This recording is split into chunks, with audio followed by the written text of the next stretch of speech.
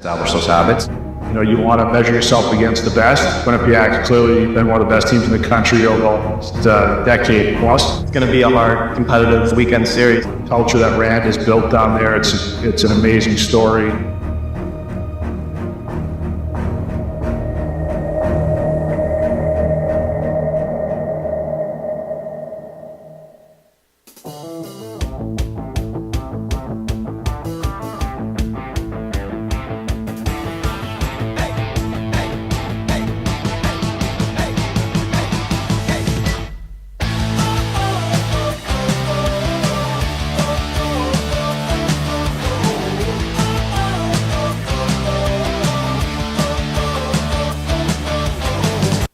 Inside Studio 125 for Bobcat Gameday, presented by Q30 and QBSN. I'm Andrew Reynolds, and we have a stacked panel today of analysis with Michael Singer, Zach Dranko, and Eli Ehlers. Guys, hockey is back. Dude, I am so excited. I was up in Maine last weekend. Crazy weekend for Quinnipiac. Crazy weekend up at the Alphon Arena. I'm excited. What do you guys got? Yeah, you took the words right out of my mouth. So much hockey has been going on. It's going to be a great weekend and a great night, and I'm excited. And you know what? We were at the Northeastern game for the exhibition. They looked great there. We're going to see if they can bounce back. It's an excellent night ahead of us. Yeah, Northeastern was able to pull off that upset there against Quinnipiac. And last weekend, it saw a ton of upsets, which resulted in a lot of movement in Monday's USCHO poll. And as we look at the poll right now, Denver's at number 1 with 998 points. And following that is Boston College. They're right after them at 943 points. Boston University is at 3rd. Michigan State, Minnesota, Maine, North Dakota, and Cornell round out the rest of the top 8. Quinnipiac currently sitting at 11. Now, Quinnipiac coming off the 2023 National Championship game, Rand Pecknold added five transfers, one of which will serve as the 41st captain in Quinnipiac men's ice hockey. Q30 men's ice hockey beat reporter Zach Naffa was able to catch up with Travis Treloar ahead of tonight's matchup. Yeah, obviously it's a huge honor. You can just see it through, Alumni Weekend here in July, and it means so much to these guys. And to wear that C now, just after being here for 1 year, and it feels like I've been here for, going into my 5th year, feels like I've been here all 4 years. And it's something I take for granted or take lightly. Obviously, credit to my teammates for voting for me. Again, I'm super grateful for that. Travis Treloar transferred to Quinnipiac from Ohio State ahead of the 2023-24 season. In just 1 year with the Bobcats, Treloar has become a staple for Rand Pecknold's squad, being named captain for the 2024-25 season. He set new career highs in goals and points during his debut season with the Bobcats, fitting in seamlessly. Adjusting to the group and to the culture was very easy. We're here in July and working out together, so you get acclimated very quickly. Despite having the responsibility of being the captain, Treloar has tried to approach the game the same way he always has and play his own game. I think since, younger age, playing with older guys, and now I'm one of the older guys, so I've learned from a lot of great leaders throughout my young career, and obviously just taking bits and pieces from everyone, and but no, I wouldn't say I've changed too much of my personality. I'm just trying to be me and try to lead more so on the ice than off, but trying to pick and choose my moments on when to be vocal or not. So yeah. After dropping 2 closely contested matchups against Maine last weekend, Treloar is confident his team is ready to respond as they focus on pursuing the program's 2nd national championship in 3 years. I mean, you go in every year winning it all. If you're not going in, you're at the wrong program. Quinnipiac is here to win another national championship. That's the goal every year. But with that being said, I think we can't look too far ahead either. We gotta, we're focused on Friday right now, and we're gonna win Friday, and then we're gonna build off of that and bring that momentum into Saturday. So I think obviously long-term goal, it's winning as many trophies as we can and win all of them. But with that being said, also we're trying to just focus on Friday and win Friday. And while the graduate forward has his own personal goals, he reiterated that he came to Hamden for one reason. I mean, that's just winning. Obviously, scouts and whatnot, teams and the next level, and just those are the memories you remember also when you're done playing is winning. Obviously, individually, I have certain goals that I have for myself, but at the end of the day, I just want to win. I stayed here to win. I came here to win, so that's never changed. And everyone wants to be a winner, and those are the memories that you'll remember, after your playing career as well. So, that's my goal. Reporting for Q30 Sports, I'm Zach Naffa. On the topic of captains, there's been many memorable leaders to make that. Never mind. We're going to take it right to the main highlight from this past weekend. Quinnipiac, they took on Maine. They're up in Orono. Let's take the highlight.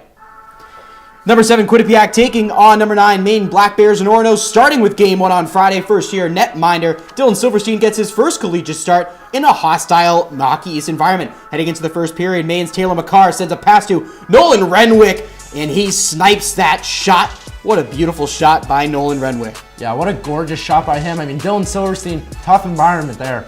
Later in the first, Harrison Scott of Maine, slow pass from teammate Scott, spins to avoid a defender and fires it past, and Charlie Russell is there to put it past Silverstein. One more look at the play. Yeah, and it looked like right there Silverstein just bumbled the rebound there right in front. Yeah, let's heading into the second. Bobcats on the power play. Davis Pennington finds first-year Tyler Borgula, who gets it past Maine goalie for his first collegiate goal, and the Bobcats get back into the game, making it 2-1. Heading into the third period now, Charlie Letty is going to let the loose puck in the defensive zone, and Sully Scholl able to push it past Silverstein, or tries to get it past Silverstein, but he makes a beautiful poke save. And the Bobcats could not generate any more offense, as the Bobcats will suffer their first loss of the season. But the Bobcats were trying to bounce back the next day on Saturday night. Yeah, tough loss there for Quinnipiac. And moving on to on Saturday night, the Bobcats looking for some revenge. Monte Marinoff able to get the start for the second game. After 2 goals in the first period, Marcellus is going to find Aaron Schwartz, who one times the puck, and he's able to get the Bobcats back into the game. 3-1 the score. And after the main goal open up the second, Borgula and Anthony Cipollone go on a 2-on-1, and Borgula baits his defender, sends it past to Cipollone, and he gets it for the goal here. Tough bounce off of Maine's goalie, and Borgula lucky to get his lucky bounce there. And Marcellus is going to get the puck in the O zone up next, and he shoots that one, tips it in, and now it's 4-3. Bobcats trying to get right back in it. Beautiful tip out in front. Another also there. Great keeping by Mason Marcellus to be able to find the stick of Jack Ricketts. And late in the third period, Bobcats crash the net, and it's going to be Captain Travis Treelor who stuffs it past the goalie for his first goal of the year. But they tie it up at 4. And on the Bobcats were able to get the goal here, and on the last play, Maine is able to tie it up, and the Maine Black Bears are going to be able to force overtime against the Bobcats. And deep in overtime, David Brazil is going to have his initial shot blocked, and he gets the puck back and moves it into the slot and gets it past Marinoff. Maine, they win a thriller in Orono, 6-5. Marinoff, he stops 35 out of 41 shots in a tough outing. Beautiful performance there by Marinoff. On that last shot there, looks like he got completely confused where the rebound was. And the Bobcats are going to look to avenge that game later tonight against the UNH Wildcats. And as you can see on the screen, those are the stats from the game. Tough 6 goals against for Marinoff, but he did have a lot of saves in the game. And we talked about Travis Treelor. He was able to tie it up in that game. And with more on Travis Treelor, we have Zachary Naffa. And never mind on there, UNH versus Merrimack here. UNH is coming off of a tough game against Merrimack. Let's recap that one.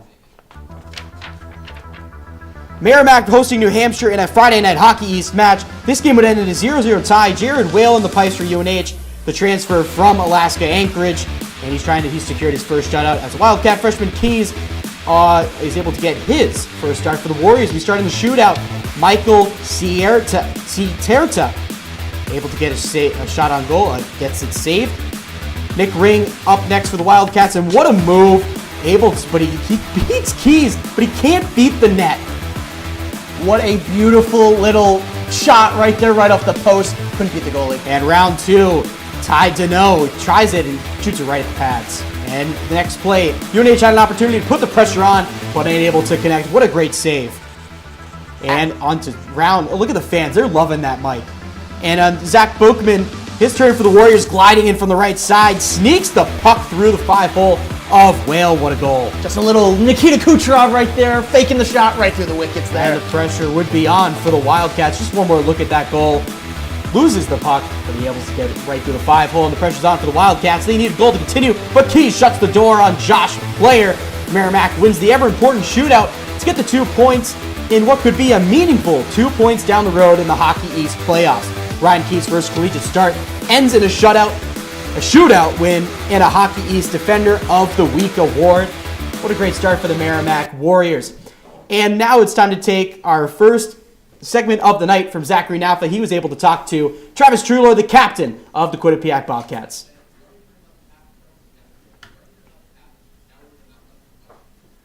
We already heard about the captains. Now it's time to take it to our Mount Rushmore question. Guys, who is on your Mount Rushmore of captains?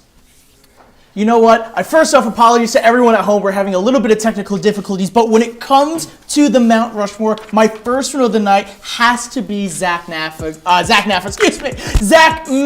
everyone. You know why? Because he took the team to the promised land, brought home an NCAA championship. You also see Jaden Lee there. He inherited that Zach Metza Quinnipiac Bobcats, took them to 2 wins away from an NCAA championship. You also see Chase Prisky up on your screen. He was the only captain to serve 2 seasons, that 17-18, 18-19 season, and that was the first one since Ty Demina in 04-05, 05-06, to serve back-to-back years. So important there. And finally, Connor Clifton earned the C after a career high in all categories. And then one of the most prolific Bobcats to have an NHL career. Guys, what about you? So, Singer, I went 50% on what you have. Zach Metza, you got to put Zach Metza up there. I mean, the only captain to lead the team to a title. And one thing I wanted to add, talking about leadership, he assisted on all 3 goals of Quinnipiac's game against Minnesota. You cannot tell me that is not your peak performance guy. The other guy I agree with you on, Connor Clifton. The only player who is a captain who has sustained himself in the NHL. It's got to be him. And now we're going a little bit backwards here. Reed Cashman. That's a great pick. Guy. Thank you. Great pick. Thank you. Hey, came back to Quinnipiac to coach a little bit. Hockey mastermind. You want someone with high IQ to be a captain. But what about the captain that won the NCAA championship? I agree with you. But hey, I just got to add my last one. Todd Johnson. I see your face over there. I was waiting. I had heard some inklings that Todd Johnson was going to get in there into that list for him, and I was waiting for him to push on Todd Johnson. I mean, look at the guy. How would you not want that to be your captain when he's at Quinnipiac, Zach? Tell me why you wouldn't want him. I agree with you. That's the guy that I want up there. Thank you. I agree. Okay, that's all I needed. What do you have? So just like you, I had 50% of what Singer had. Yes. Okay. So I had Metza. Obviously, we went 3 for 3 there. Yep. I had Chase Prisky as well. But I had 2 different guys. I went a little bit older. I went Soren Johnson, who captained the 2015-16 season, the second best statistical season that the Bobcats have ever had. And he was a big part of that team's run to the Natty Championship. And they lost to North Dakota, but I will say that North Dakota team had 9 future NHL players. That team was stacked. And then my other guy, Sean Mansoff, the first to serve as a solo captain in 2000 and 2001. He served the season before as well. And he was the first captain when this team moved to D1. He was also a phenomenal scorer and helped the team place first in the MAC when they were still in the MAC. That's why I had Sean Mansoff. And you know, he's so old that they didn't even have a picture of him up on the graphic. They didn't have a picture of him on the graphic. I will say, all right, let me jump in here. First of all, I love that Todd Johnson beat. That shot right there. Thank you. I love how he's carrying that. How do you not want that guy? But I also love that Reed Cashman pick. ECAC Coach of the Year last year as well. Really great pick from you guys. All right, now it's time to head over to the M&T Bank Arena. Zach Naffa we're going to actually head over to a commercial. We'll be right back after this break. I tell my son, I love you every single day. I love you. Now, my dad has never said that to me. Not because he doesn't love me, but because culturally it wasn't comfortable for him. Now that he's a grandfather, he says, I love you to my son every time he sees him. My advice to all the fathers out there, forget the cultural restrictions. They grow up way too fast for you to waste even a single precious moment. As a dad, every day is a challenge. To make sure that the time that I spend with them. It doesn't matter how tired you are, you have to try to teach them. When they learn something new, and you can just see in their faces, it's such an incredible moment. it's those moments that are my favorite.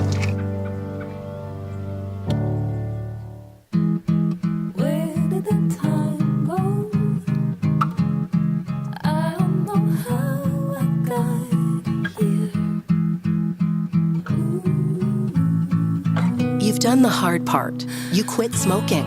Now do the easy part and get scanned for lung cancer.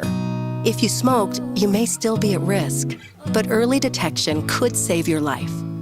Talk to your doctor and learn more at savedbythescan.org. Men's ice hockey beat reporter Zachary Naffa is at the M&T Bank Arena talking to a fan right now. Zach, take it to you.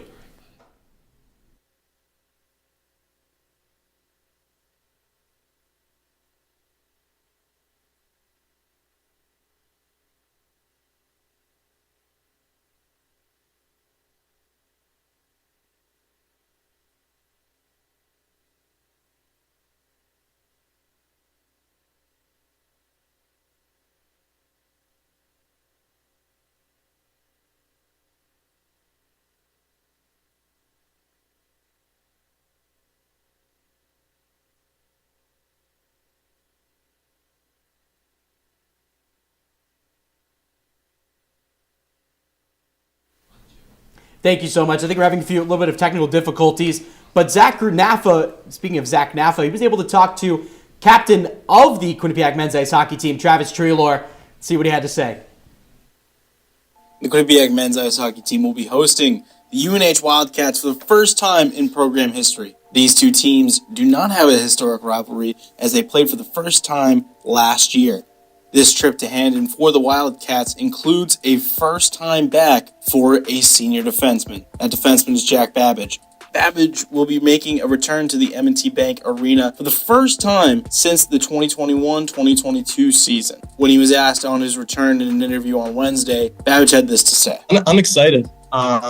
Every game my freshman year when I was there, it's a great atmosphere and it's a great college hockey rink. So I wouldn't say there's much nerves, it's excitement. I'm excited to see a couple people at the rink and some old faces and some friendly faces. So I'm just really excited to get down there and start playing. So since his departure from Hamden 3 years ago, Babbage certainly has grown as a player and as a leader. I think I've grown a lot as a player.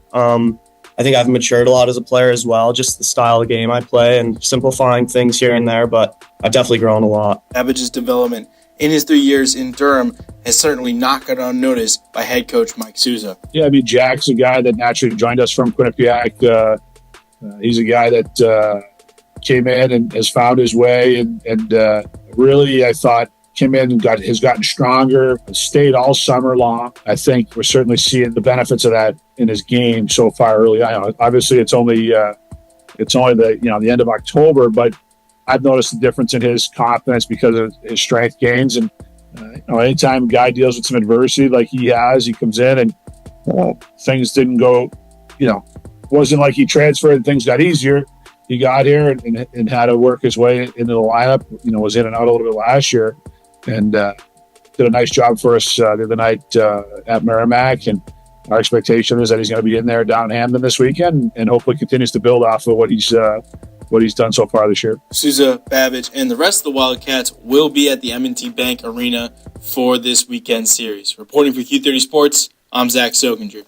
Thank you. We're going to head it right back up to the M&T Bank Arena with Zach Naffa is standing by. Zach?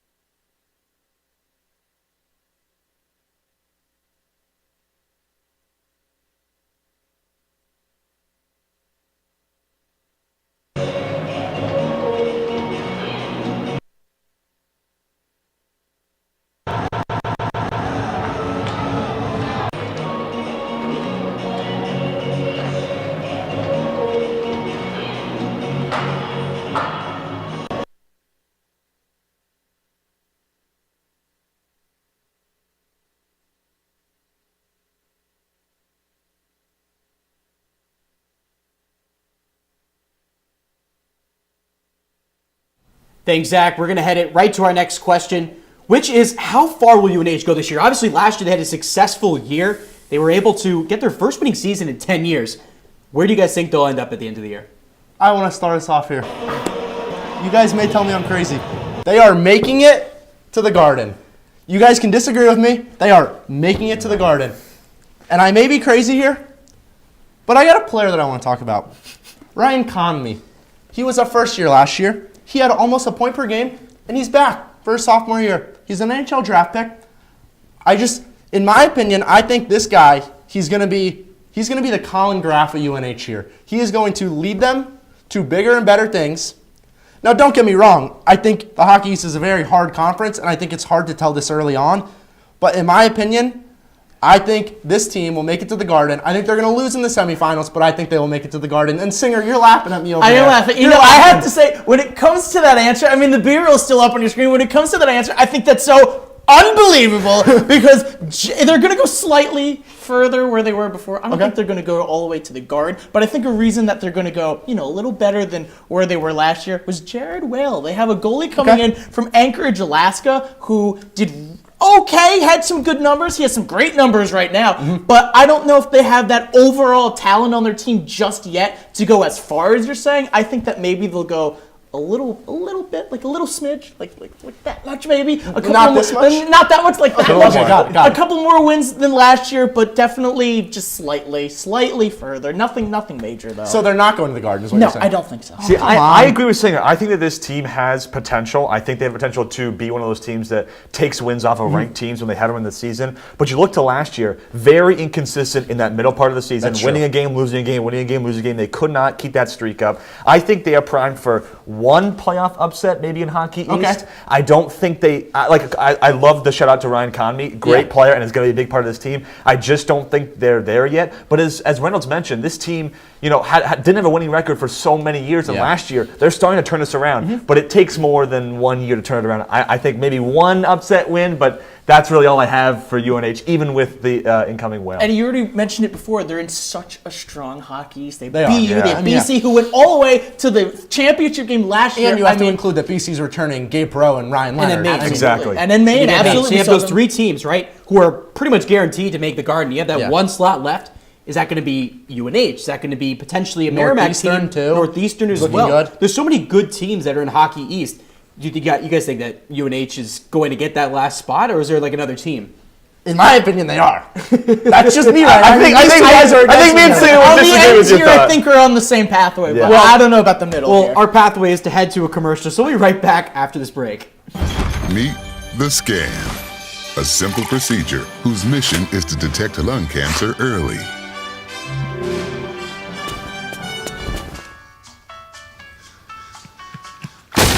I'm here to save you. But I feel fine. That's great, but you may still be at high risk for lung cancer. Oh man, that's a new fence. If you smoke, early detection could save your life. Learn more at savedbythescan.org. Everyone has a ritual, that small thing that keeps us focused. A habit we never skip to clear our minds and elevate our performance. But what do you do to keep your head in the game, to drown out the self-doubt and to support your mental health? Because being your best isn't just about taking care of your body. It's about taking care of your mind and mental health. Discover the resources you need to keep your mind focused and your mental health a priority. You know you don't have to wear your PT gear anymore, right? It's comfortable. So how's civilian life treating you? It's fine. When I got out, I didn't want to admit that there was anything wrong because it felt like a failure. And then I realized, there's nothing to be ashamed of. So I started talking to someone. Maybe you are fine, but if you're not, it's okay. Thank you. If you or a veteran you know needs support, don't wait. Reach out. Find resources at va.gov/reach. Welcome back to Bobcat Game Day. It is now time for a game of over-under. And guys, we have these little hammers right here to see if we're going to hammer the over. But let's get right into it. I'm going to give you guys some different stats on Quinnipiac players. And you guys will have to say if the player is going to go over or under on the stat. Let's see what we got for this first one. Our first stat of this little game is over under Travis Treloar of 30.5 points. Michael Singer? My hammer's already on the floor. I'm just getting so excited. Hey, you can borrow mine. I'll borrow his. Over or under? I'm going to go under. He's going under. You know why? Because he hasn't done it once in his NCAA career, so why now? Eli, tell me, why? Can I get the hammer? Sure, I'll pass it over to you. Take my hammer. Yeah, thank you. Yeah, I'm not using it. He's going under. And here's why. Here's why. He has 1 goal so far this entire year. Okay? This is your captain of the program. And I'd like to say, Zach Naffa, great job on your package on Travis Treloar. Phenomenal stuff. But he is not going over on points. Last year, he played 30 games. He had about 24 points because he had a bit of an injury. He is going under. Tranco, what do you have? I'm right there with you guys. I think he's going to get close. I think we're going to give him credit. I think 26, 27 points is where he'll end up by the end of the season. But I'm going to tap that under there on Travis Treloar, 30.5. All right, fair guys. Let's look for our next question here. We have over under Mason Marcellus with 25.5 assists. Taranko, what do you got? I'm going to have to go over on this one. I'll tap the over. I'm going to do a little light tap there on that one. I think he's going to, it's a high number, I think, for that stat, but I think he's going to get it. Already has 3 assists this year, had 10 multi-point games last year. He has the ability to get points. He's known to do this. I think Marcellus is going to get it this Let's year. also not forget that he was a preseason All-ECAC team as well, and it's only his second year in the NCAA. So, and he had a really great year, especially in the USCHL 2 years ago. Exactly. So, I'm going to go a little bit off topic here. I have a question for you. So, when you're hanging the picture frame and you're tapping the nail on the wall, do you lightly tap it? Or do you hammer the over? You got to hammer the nail. I feel like sometimes a moderate tap is all you need. That's all you need, a little moderate tap. No, you hammer it. You have to hammer Mason Marcellus going over on assists. I just threw my hammer. That's how frustrated I am that you lightly tapped the over. That is crazy. This guy, Mason Marcellus, okay? If you take all of the guys who were the point leaders last year in the ECAC, okay, and you remove all the guys who graduated or went pro, you know who number 1 is? Mason Marcellus. It is Mason Marcellus, yeah. I'm glad you got that answer correct, because if you didn't, I'd be a little concerned. I do not see how you do not hammer the over of Mason Marcellus going over on assists, and that's all I have to say. Mike, take it away. So I'm so glad, that these hammers right here are soft. You can't really hurt anyone, because I'm going with the under here. What? Because last season Marcellus only had 22 assists, and you know who's playing with them? They got Jeremy Wilmer. He's going to be the guy that I think they're going to look to set it up. With BU last season, he had 36 points. 30 of them were assists, and I see you getting a little frustrating over here. That's why I'm glad I'm on this side over there, because it might have gotten a little rough if I was sitting over by you guys. I mean, Jimmy Wilmer has gotten majority of the goals. He got a lot of those goals, especially in that game against Penn State. And Mason Marcellus, he's on that line. He's going to feed Wilmer those goals if Wilmer's going to continue his offensive prowess. However, I kind of agree with you, Mike. I think that You think he's going under? Mason Marcellus, he's telling us he doesn't agree with him. I think he is going to have more goals than assists this year. I will say that. But it's over. It's time to head over to our next stat line. Over under first year Chris Pelosi with 10.5 goals. What do you got, boys? I'll take this one because I went last, so I should only go first. Yes, I'm going to give that a giant hit there, a big boom, if you would say. He's a goal scorer. Last season, USHL, 21 goals. He's the guy Rand's going to look for to replace that Colin Graff player that's going to get the goals in the big games. You know, Singer, I'm going to agree with you here. I'm hammering the over. Pleasure. I'll shake hands with you. This guy, Chris Pelosi, in my opinion, we're looking at a Sam Lipkin comparison. First off, they're both wearing 28. Yeah. He has that same sort of, I don't want to say enforcer, but the guy who gets into the corner and is willing to win those puck battles, and he turns it into a forecheck up to his defenders, and he gets to the front of the net. That's what I really like from him. I'm not saying he's going to get 10 I'm not saying he's going to get 11 pretty goals, but he's going to get 11 goals, and so I'm hammering the over.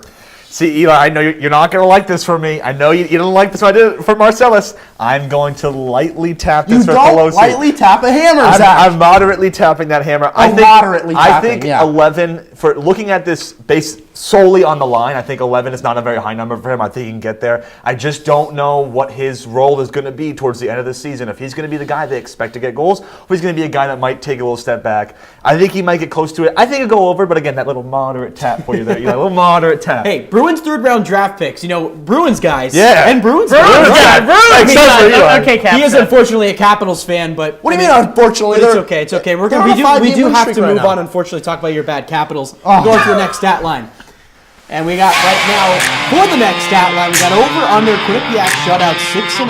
Let's keep in mind before we start here, Quinnipiac has had 2 solid goalies to start. So I'm curious to see where you guys think that this will be. Let me start with this one. I don't know who made this line, but they made this one too easy for us. Here you go, Eli. I am slamming the under. Good, I'm glad we're not moderately tapping it. Exactly. This team only had 4 shutouts last season. In their national championship season, they only had 8 in the regular season. Do we think that this team is going to get anywhere close to 7 shutouts?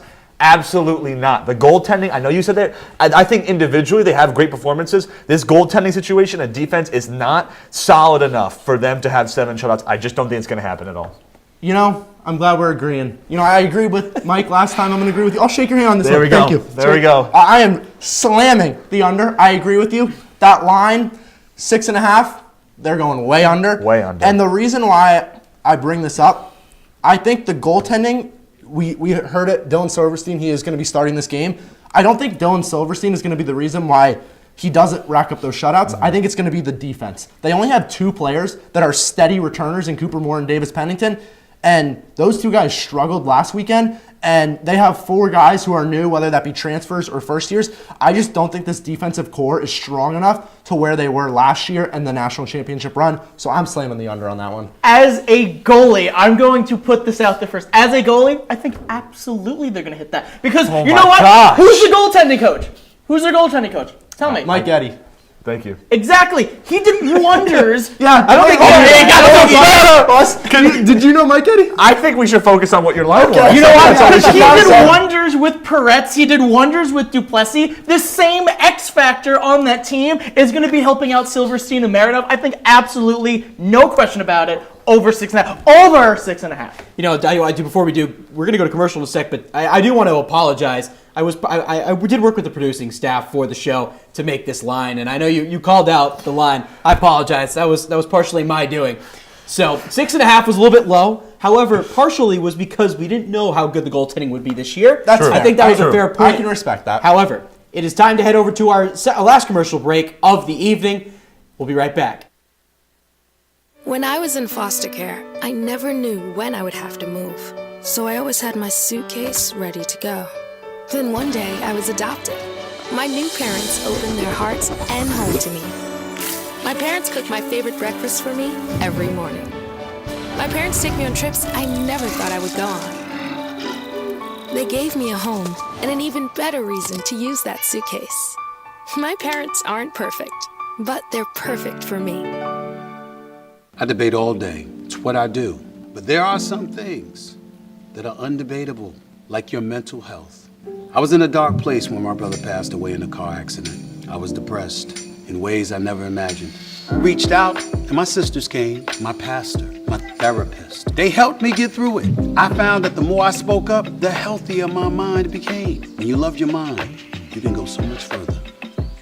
Find mental health resources at loveyourmindtoday.org.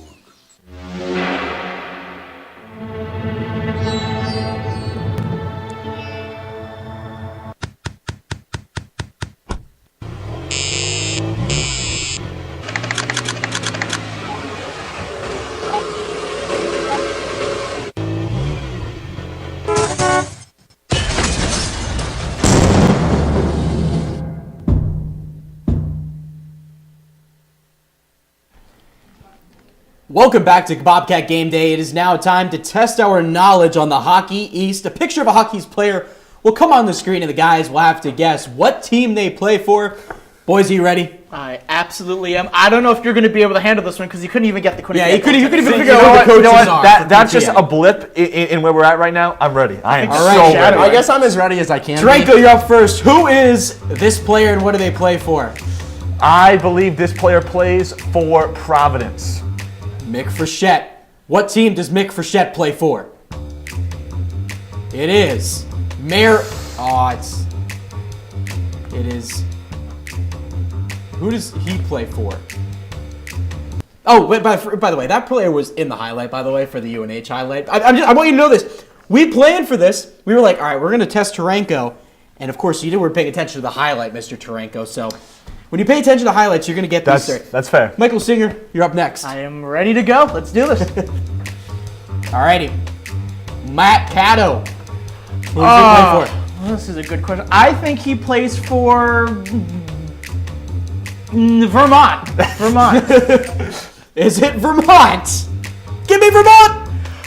Are you not entertained? Wow. The people's goalie, You know what? the people's analyst. Round of applause. I shook your hand last time. I'll give you a fist bump. Boom! How do you like that? How do you like that? Impressive. All right, Eli, you're up. But I want you to say it when you announce it. I want you to announce it like Steve Harvey would for Family Feud. Give me that team. And then you say, give me that team. All right, who's up next? Oh, boy. What do we got here? All right, Connor Eddy. Could be, I think it's Connor Edey. Connor Edey? Oh, that makes a huge difference Yeah, it when I does. pick here. Give me Providence. I'm going to go with Providence here. Oh, no, it is. That's It's okay. Hey, we were wrong together. It's okay. A little bit north. I'll accept the defeat with you. In It's okay. UMass Lowell. All right, apparently it's my turn. Oh, did you not Okay. know you were going? Well, let's see. Who do we got? Andrew. All right, who do we got? Tied to no. I'm going to say that it's Merrimack because unfortunately our, I guess, is it another one? I think we have another one. All right, we have a different one. Apologies, technical difficulties. Mick Frechette, we already had this one. He plays for UNH. Look at you go, Reynolds. I love the memory there. I think. How could you? Oh my From God. someone All right. from Mass, you should know that. Pay attention to the highlights. You were picking on Taranko before for not watching the highlight. Well, there are some really, there's a ton of other games in the NCAA tonight. One of those big games is Boston University versus North Dakota. It is a top 10 matchup. I think it's actually top 5 matchup. Guys, who do we have for this game? I want to know who you guys got. Ooh, that's a tough one. I'm going to have to go North Dakota. I think they didn't do their best last weekend. They split the weekend. I think this is going to be their revenge weekend. And I think Boston University, they're a very good team, but they're a very young team. They lost Macklin Celebrini. They've had Cole Iserman, Cole Hudson. They've sort of stepped into those new roles. Lane Hudson left. Cole Hudson replaces. But I think Boston University is a good team. I think they're a little bit too young, though. So I'm going to have to go North Dakota. I'm going to say 4-2 and a close win for North Dakota.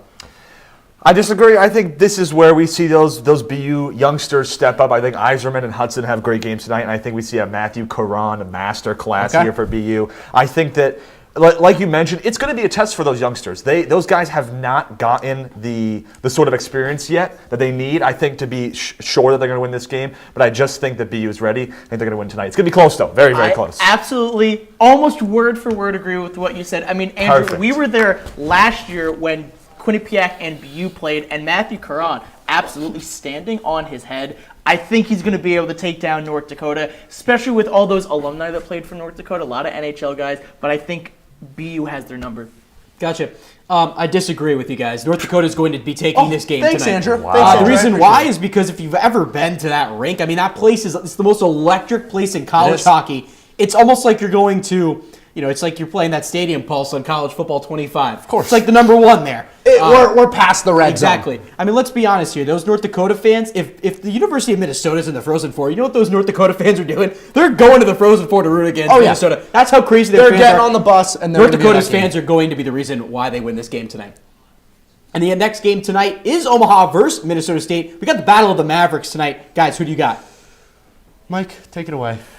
Oh, this is a really hard question, but I think I have to go with Minnesota State. I mean, I don't know. I just have that feeling when it comes to them. There's nothing else to say except that I just have that feeling. Eli, what about you? I'm with you. I think that they are going to take that game. I think Omaha had a very rough weekend last weekend. I don't see them pulling off the win against Minnesota. 1 yes, 2 yeses, 3 yeses for Minnesota State. Minnesota State's going to win this game. They both have beaten 2 ranked opponents, but you mentioned it. That loss to Augustana is just, those 2 losses, are just, don't look good for Omaha. It's a close ranked game. It's number 16 versus number 18. I think Minnesota State wins this one, another close one like BU and North Dakota. This is a hard one. It is a really hard one. But I will be honest. I think Omaha's gonna have a big rebound week. Augustana is they're climbing up those rankings. I think Augustana, however, they're in their second year since they were inaugurated last year, and I think they're gonna. I think Augustana is good this year, and Omaha falling to them last week was kind of a wake up call for Omaha. It's kind of similar to when Quinnipiac lost to Maine 2 years ago and ended up winning the national championship. So it's time to go to our next game.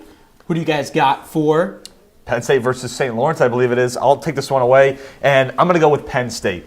Now, I think St. Lawrence has played some more games than Penn State. Penn State only has that one game. I think that Penn State comes in a little more fresh. We saw them against Quinnipiac. I think we saw some good things from Penn State.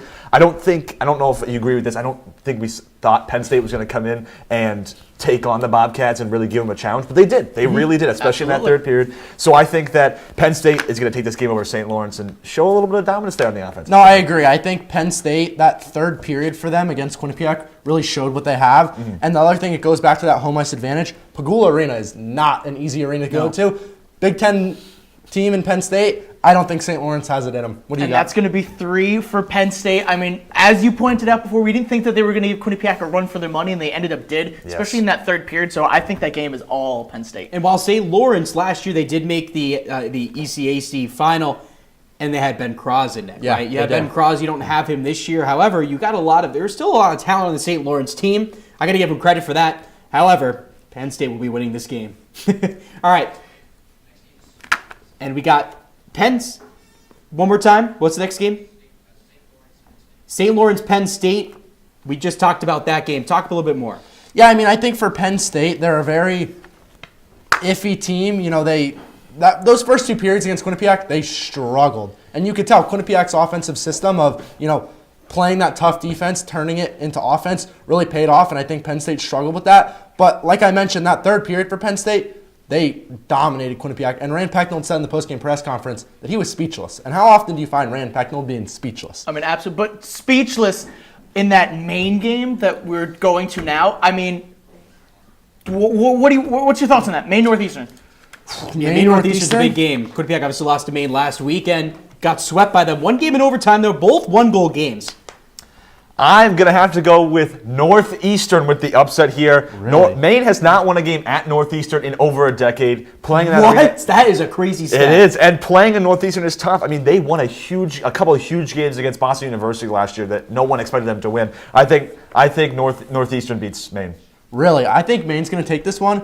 I think Taylor McCarr is way too dominant of a player, but one thing I do want to point out, Christophe Tellier, former Bobcat, he's over a point per game right now. He has 4 points in 3 games. Interesting. I got to go with Northeastern. Really? I got to be the odd man out on this one. Are you hammering the odd over man out? Are we hammering the over on a Tellier goal? You're going to be the odd man out? Eli's the odd man out. I'm taking Northeastern. Wow. Northeastern will be winning this game. I have no doubt. You look at their Northeastern, they're playing at home. Maine is good, but Northeastern, I think playing at home is a huge advantage for them. They have, Hockey East buildings. That's true. Some of the biggest, most electric atmosphere. And speaking of Hockey East, we have an opponent here tonight of Hockey East. UNH Wildcats had a successful season last year. We kind of talked about it earlier. Bobcats 2 years ago won a national championship. 2 good teams. They saw each other last year. Who is taking it tonight, Friday night, at the M&T Bank Arena? I'll start off with this one. The Wildcats are going to come in and take down the Bobcats. Listen to this. I don't think that they're going to sweep this series. I don't think there's no way to sweep this series. But when you look at the way that with the weekend series, I think UNH comes in. I think they give them a little shot. I think they win tonight. It's going to be a close game for sure. But UNH, they come in more fresh to this game. I don't think Quinnipiac has a lot of momentum, has a lot of energy coming off those 2 losses to Maine. I think the UNH comes in, wins tonight, and then Quinnipiac wins on Saturday. So originally, I was going to go UNH. Mm-hmm. Dylan Silverstein, he's going to have himself a game. I'm booking it. He's going to have at least 30 saves. Quinnipiac's going to win this one. I'm going to say 3-1. And Quinnipiac is going to come out on top. I was going to say, is that third goal going to be an empty netter, or is it going to be 3 goals? Empty netter. But what I will say, I think UNH is going to take tomorrow, though. I don't think it's definitely a split series for sure. I don't see Quinnipiac coming away with the weekend interesting that you brought up the 35 saves. I think he's going to make at least 30 saves in a 3-0 shutout. I think Quinnipiac's going to take this first game. First NCAA shutout. First NCAA shutout and first win in his second game. I think that would get them closer to the over 6.5. Exactly. We'll be one more closer. I think Quinnipiac is actually going to take the weekend series. Really? They're going to turn this around, bounce back from that iffy weekend up in Maine. But I think this is going to be the point in the season already that we talk about down the road, saying this is when they turned it around. They beat UNH. They swept him. Turn around on the season. And Silverstein. So I got a question for you. You say they're going to get the weekend sweep. If Silverstein gets the shutout today, do they go back to him tomorrow, or is it Marinov's net tomorrow? I think. Good question. I think I think they got to go with Silverstein because they're going to ride the hot hand? A thing that I brought up on Breakdown on Tuesday, you got to go with the hot hand. Yeah. And I think once Silverstein, if he gets that win tonight, and especially if he shuts them out, Grant Pecknold's got to keep giving him the nod until eventually the dam breaks there. And my pick for tonight will be the Quinnipiac Bobcats. I think, again, when you look at the series last year, they were both one-goal games. However, that first game was a 5-2 win for Quinnipiac. But when you really look at it, they had two goals, 2 empty netter goals, able to send them, to victory in that game. And then Matej Marinov, he struggled in that second game, remember? He got pulled within, 10 minutes He got pulled within the first 10 minutes. He gave up 3 goals in that first 10 minutes up at the Whitmore Center in Durham, New Hampshire. However, it is time to get to this game here in Hamden tonight. We have Anthony Rossi and Luke Sennett on the call for QBSN. Take it away, boys.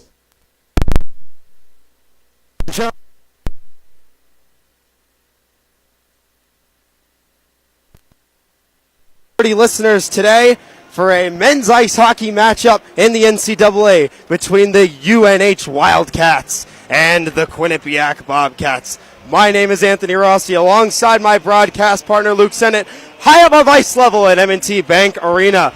Luke, for the Bobcats, they have first-year goaltender Dylan Silverstein in net. The last time the Bobcats started a first-year goaltender was last year with Matej Marinov. And then before that was the great Yanni Peretz for the Bobcats. And in net for the UNH Wildcats, it is junior transfer Jared Whale. 6-foot man from Anchorage, Alaska was his last school that he played. So for Silverstein, there's got to be a lot of nerves here. Packed crowd, packed house, not sold out, but definitely a lot of energy in this building. Silverstein has to be feeling it. This is his first home game as a Bobcat. He played well against Maine. Unfortunately, the Bobcats did lose that contest, but he had a career-high 27 saves. I bet you it's nothing but energy in front of the net. Well, there's a lot of energy in the building. Chris Pelosi taking the draw for the Bobcats against Nick Ring for the Wildcats, and we are underway here in Hamden. UNH takes the draw first. Pennington with a big hit. Davis Pennington, one of the alternate captains for this team, named prior to the year. UNH has the puck in the offensive zone right now. Bobcats intercept. Here comes Pelosi to Jack Ricketts on the left side. Ricketts puts it to the net. Pelosi can't get a grab of it. Then Pennington will try and dump it in, but the puck goes to center ice and the Bobcats will regroup. Jack Ricketts now having it on the close side. Quinnipiac going right to left across your radio. UNH going left to right. Speaking of UNH, they have the puck right now looking to get into the offensive zone. First year Elliot Gronwald had the puck. And that one is out of play. A pair of Boston Bruins draft picks were on the ice with Chris Pelosi and Elliot Gronwald. This one will go out of play with 19:23 left in the first period. A lot of back and forth there between the Bobcats and Anthony. A huge game potentially for the Bobcats, as if they were to pull out a win today, it would be the 40th consecutive regular season win at home. They have not lost a regular season game since February 25th of 2022. Face-off taken again. Bobcats win it. They're looking to get up the ice. It is Gronwald again past center ice, now looking in for Marcellus. Marcellus just squeaks a little bit offside. And the puck will go into the neutral zone along the UNH bench. Or this one will go to center ice, excuse me. Taking a look at Silverstein so far in that one game that he played against Maine. 2.11 goals against average with a .931 save percentage. Not too shabby against probably one of the biggest teams in the country. UNH breaking into the zone. Defender with a shot, and Silverstein gets his first save in Hamden. Might as well keep that puck. A good little milestone for the first year. Jeremy Wilmer had the puck. Mason Marcellus with a little bit of magic. UNH intercepts. It is Marty Lavins with the puck for the Wildcats. Bobcats now holding in the defensive zone along the close side. Now it's held by Gronwald. The Bruins draft pick looking for Schwartz. Aaron Schwartz almost had a play there. Gronwald demolishes a man on the end boards. Wildcats now dumping it back into the zone. This one looks to be gathered by Charlie Letty, the transfer from Boston College. But UNH has it with Robert Cohen. Now puck goes to center. In the slot, Bobcats looking to take it out. And here we go. Here comes Andon Serbone across center ice into the blue line looking for, that was Ryan Smith. One of the new additions to this team. Another first-year UNH has a chance in the slot. But a nice defensive play by Andon Serbone stick lifting the UNH attack. Pennington has it. Now it's off to Treelor. Now over to Serbone. Treelor has a man on the right side. It's Smith. Smith in front to Treelor, but he can't bang it home as Whale will cover up after the madness. And 17:52 left. Still no score in this one. A great job of the Bobcats breaking out, getting out of the defensive zone, and getting into the slot. Just a little bit of a misfire there. Bobcats looking for a little bit of personnel change. What we talked about before the broadcast was this fourth line, Chernesky and Cipolone and Power. They have immense chemistry with each other, so we'll see if they can do it here and put one in the back of the net. Davis Pennington on the point right now with Aaron Bollinger, the graduate transfer from UMass. Ring looking to take the draw for, or that's not Ring, it is Ring, excuse me. Ring was looking to take the draw there. A little bit of mixed personnel out there right now with Ring, Winters, and I believe it another one is Cronin or Conmee. Bobcats looking to win this draw. They do not. The Wildcats have it. Here comes Ring up the left side. Ring dumps it in deep. Pennington pressured well by Conmee. Puck goes in front. Chance for Conmee, but he doesn't get it. Here comes Cipolone, 1-on-2. Cipolone with a shot. Save made by Whale. Puck pops up off the UNH goaltender's stick, but it is cleared out. Bobcats still holding offensive pressure, but Cipolone can't hold on to it. Now the Bobcats will have to regroup. Cipolone at center ice now, looking to break in, pressured well. He just it back to Alex Power. Power on his backhand side. Looks for support, can't do so. Conmee has it. Conmee with a shot, deflected in front. No goal there as Silverstein pads that one away, and the Bobcats will break it out of the zone. Chernesky in there now has it along the Bobcats bench on the left side. Cipolone puts it back in. Now it's grabbed by Brendan Fitzgerald, the North Reading, Massachusetts native. A lot of Massachusetts players for both sides, Mass High School hockey, and a lot of junior development teams in Massachusetts have done a great job at developing these players into the young men that they are today. Bobcats in the offensive zone now looking to put a little bit of pressure on, but the Wildcats holding strong. It's gathered by Lavins. Lavins intercepted. Pelosi had it. Chance in front. Pelosi rebound. No goal there as Whale pads that one away. UNH now on the rush. It's Jason Sidem had it. It's in deep zone. Cohen had it. Now the Bobcats intercept. Borgula dumps it in, and UNH calms the tension. This one will go past mid-ice. This one will be called for icing. Looked to get deflected off a UNH skate, but the puck will go for icing with just under 4 minutes left in the period. These 4 minutes have been extremely equal. We haven't really seen either team, I beg your pardon, dominate in their respective offensive zones. There's been a ton of dumping and a lot of going back and forth. And the Bobcats have been pretty good when they've gotten it in their offensive zone with those cross passes. They just have not been able to find the net, Ross. Hockey East gameplay is dump and chase, pick up the man on the forecheck, and that's what we saw when you look at the main highlights from that game. Puck gets caught in a defenseman's skate. That's Braden Blaise. And that will be a stoppage, and the faceoff will take place. A little bit of confusion from the referees, but this one will take place in the offensive zone. Blaise couldn't really do anything there. That one is stuck in his pads. A huge strength for the Wildcats have been faceoff. They're nearly at a 600% 600 playoff win, where the Bobcats have been struggling at a 4.68. Marcellus wins the draw there. So a little bit of broadcaster's curse, if you may. Marcellus puts it back to the point for Blaise. Blaise dumps it in, looking to grab by Jeremy Wilmer, but he can't do so. Cooper Moore bashed up against the wall by a Wildcat. This one at the point. Moore, blocked shot, loose in the slot. Wilmer looking to grab it, can't do so. Now along the boards, it's dumped away. The Wildcats have a chance here with Ryan McPherson. McPherson had two men in front, but this one skyrockets into the glass. Jeremy Wilmer on a breakaway here with Whale. Wilmer backhand forehand. Save made by Wilmer. He pads that one away with amazing poise.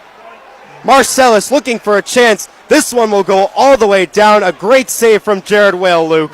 Jared Whale did a perfect job keeping up with Wilmer the entire time. Did a really good job of cinching up, closing up, made the save. Bobcats now looking to headman another attack. Serbone, the man on the puck, can't do so. 2-on-2 attack for the Bobcats there. Pennington tried to put it on, but it's a nice block there by Connor Lovett. UNH looking to have a chance here. Pennington now has it in the defensive zone for the Bobcats as UNH pressures with a 1-2-2. This puck will get deflected out of play by Andon Serbone. 14:35 left. A lot of pressure from the Bobcats and the Wildcats in this one.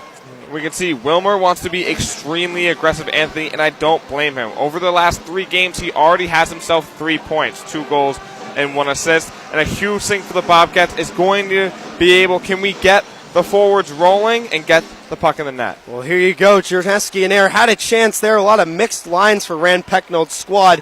Here comes the LA Kings product, Conmee. Conmee had a chance. He passed back to Huard, but Dylan Silverstein with nice poise in net, and he gloves that one down, and it's covered up. That was the shot taken by Colton Heward of Foothill Ranch, California, a product of the USHL. A lot of talent in this game from the USHL. Chicago Steel is where Heward played.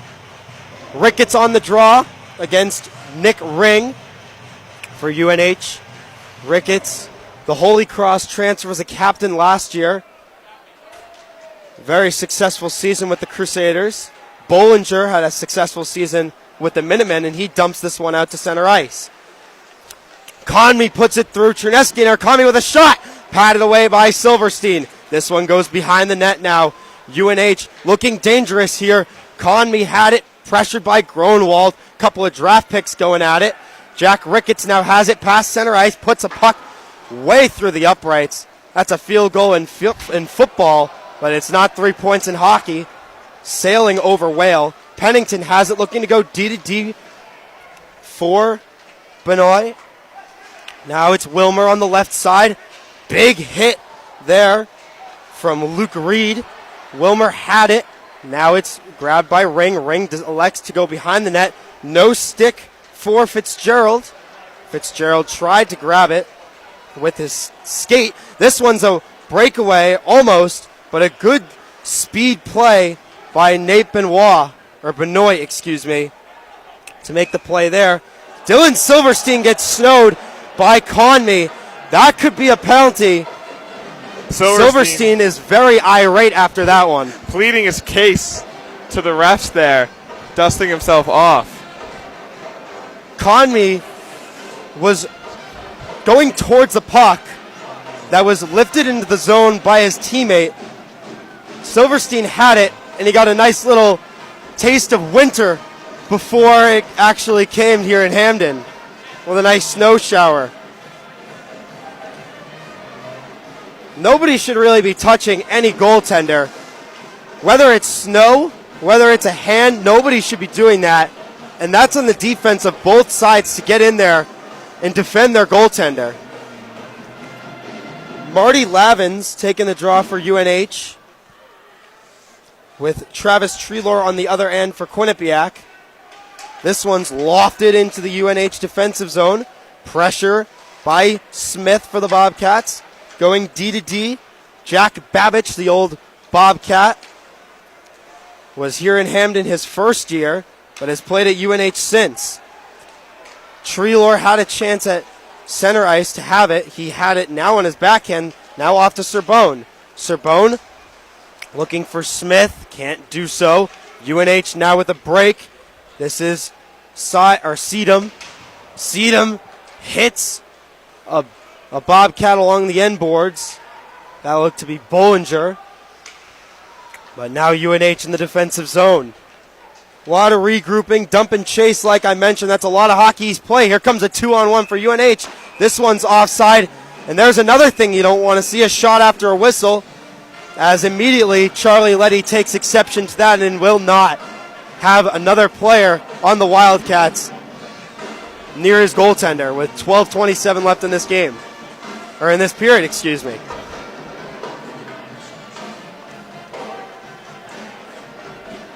UNH currently holds the best goals against average in the nation, courtesy of Jared Whale with a .473 goals against average. He also holds the highest save percentage in the NCAA as well with a .975. Face-off between Cronin and Terneskienair. Terneskienair wins the draw.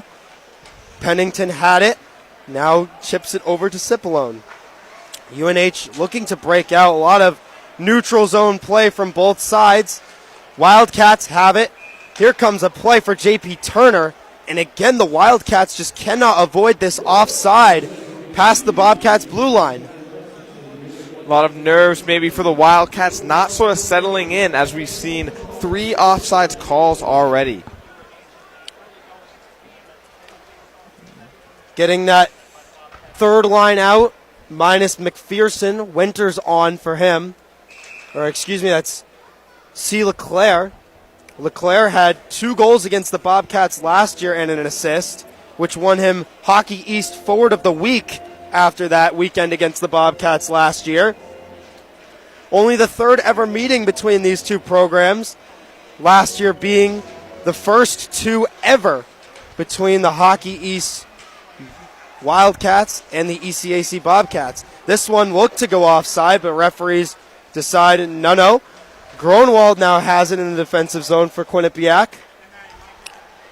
This one's deflected in by Schwartz. Schwartz bats it down with his backhand. Quinnipiac looking to establish offensive zone pressure. It's Pelosi. Now a shot for Ricketts. Save made by Jared Whale. Great job by the Bobcats of getting pressure, working with numbers on a 3v2 there, and a really accurate cross pass, but Whale just doing what he does best with a great save. Ricketts had a chance on the one-timer, but Whale gobbles that up like it's Thanksgiving Day dinner. Bobcats another personnel change. Mason Marcellus, Jeremy Wilmer, and Aaron Schwartz. That first line that has been stuck together like glue since that first game against Penn State. Jeremy Wilmer having 2 goals in that game. Those coming at a key time too. The first goal of the Bobcat season, and then in the second period as well, a little bit of a tip on the power play. UNH gets called for a face-off infraction. New center in, it's Connor Sweeney, the assistant captain for the Wildcats. Marcellus goes back in for the Bobcats. Sweeney will win it.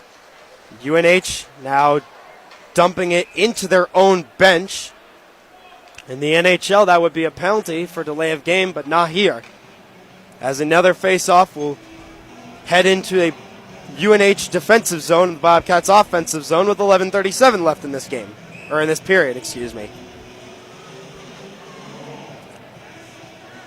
Wilmer now in the high circle. Cooper Moore decides to shift to the top of the point. Aaron Bollinger to the right of Marcellus. A very aggressive face-off strategy for the Bobcats. It's a bold strategy, Cotton. Let's see if it pays out for them. And it does not, as the Wildcats break it out of the the defensive zone, excuse me. It's grabbed now by Heward, excuse me. UNH, Luke Reed on the ice now. The Nashville Predators draft pick. Currently holds the puck past mid-ice, excuse me. Sweeney had it, looking to jump it into the zone. This one gets dumped all the way down. Bobcats can't get a personnel change due to the icing call with 11:02 left. The Bobcats keeping this line together, as you mentioned earlier, Anthony, is super important because the Bobcats have welcomed in 14 newcomers this season. So trying to get that chemistry together will be the key to this season. Yeah, absolutely. You said it. The one thing is, they now just switch the lines. So Jack Ricketts, Chris Pelosi, and Victor Terneskienair are normally playing together, but they just switched that second line with Ricketts, Pelosi, and Borgula, the new addition now. Terneskienair drops back to play with Cipollone and Power, but we've seen a lot of rotating throughout this first period so far. A lot of experimenting. Coach Rand seeing what works and seeing what doesn't work as the beginning of the season starts. Marcellus loses the draw. The Wildcats have it on the point. It's held by Fitzgerald. Fitzgerald with a shot! Gobbled up by Silverstein, and he covers up with a 10:55 left in the period. Silverstein keeping his composure, not letting anything up. Anthony, you wouldn't know it's his only first game on the ice. Well, he's been tested. You remember how I mentioned that USHL earlier? Oh, this guy played in the USHL. He played for the Sioux City Musketeers and put up some really good numbers there. A lot of USHL products on both teams. Elliot Gronwald, a draft pick from the Boston Bruins, played on the Cedar Rapids Rough Riders, who also played with Connor Lovett on the UNH Wildcats. Small world, huh? Oh, yeah. UNH dumps it in. Davis Pennington gathering it along the end boards for the Bobcats. Now it's gathered by Smith. Smith tries to pass to another Bobcat offense, but can't start it. This shot is shot wide by Winters. Now it's gathered again by the Bobcats. Smith drops it off for Treelor. Treelor looking for more highlights this year. Last year he had a crazy SportsCenter top 10 goal between the legs. Almost had a circus goal there. Conmee had it, had a chance, but now it's intercepted by the Bobcats. But UNH will retain now with Heward. Heward through mid-ice, dumps it in deep. Now gathered by Cipollone. Cipollone puts it back for Cooper Moore behind his own net. Bobcats on their own blue line. Power over to Cipollone on the close side. Gets rammed up against the boards by Heward. Bobcats now looking to retain at center ice. Cooper Moore bashed into the side in the UNH bench. A lot of hits from the Hockey East Wildcats. This one's dumped in. A close chance for Chernesky in air. Circus bounce. Found Chernesky in air, but he can't put it home. UNH now dumps it way deep. Benoit on the puck. Referees call it no icing. This one's intercepted by Cronin. Cronin banged up against the wall by Power. Now it's held by the Bobcats in the offensive zone on the close side. Benoit looking to get a change. Can do so. Ricketts dumps it in deep for the Bobcats. Intercepted by Borgula. And he scores! Tyler Borgula with his third NCAA goal. Bobcats 1, Wildcats nothing. Bobcats, that whole last 2 to 3 minutes, did a great job finding their wingers on the edge and keeping it out of their offensive zone. As physically imposing as UNH is, they're finding those space in a great shot in the slot. Turnovers are very costly. The Bobcats learned the hard way against Maine, and UNH learns early as Borgula gets a nice turnover play against Brandon Fitzgerald. He gets a breakaway and puts it through the wickets of Jared Whale. 1-0 Bobcats with 8:55 left in the first period of play. This shot will come in from the red line, and it goes right into the Bobcat of Dylan Silverstein. ESPN will take their media timeout, and so will we. We will be right back in about a minute and 30 seconds to call the rest of the first period. Don't go anywhere. QBSN and Q30 will be right back.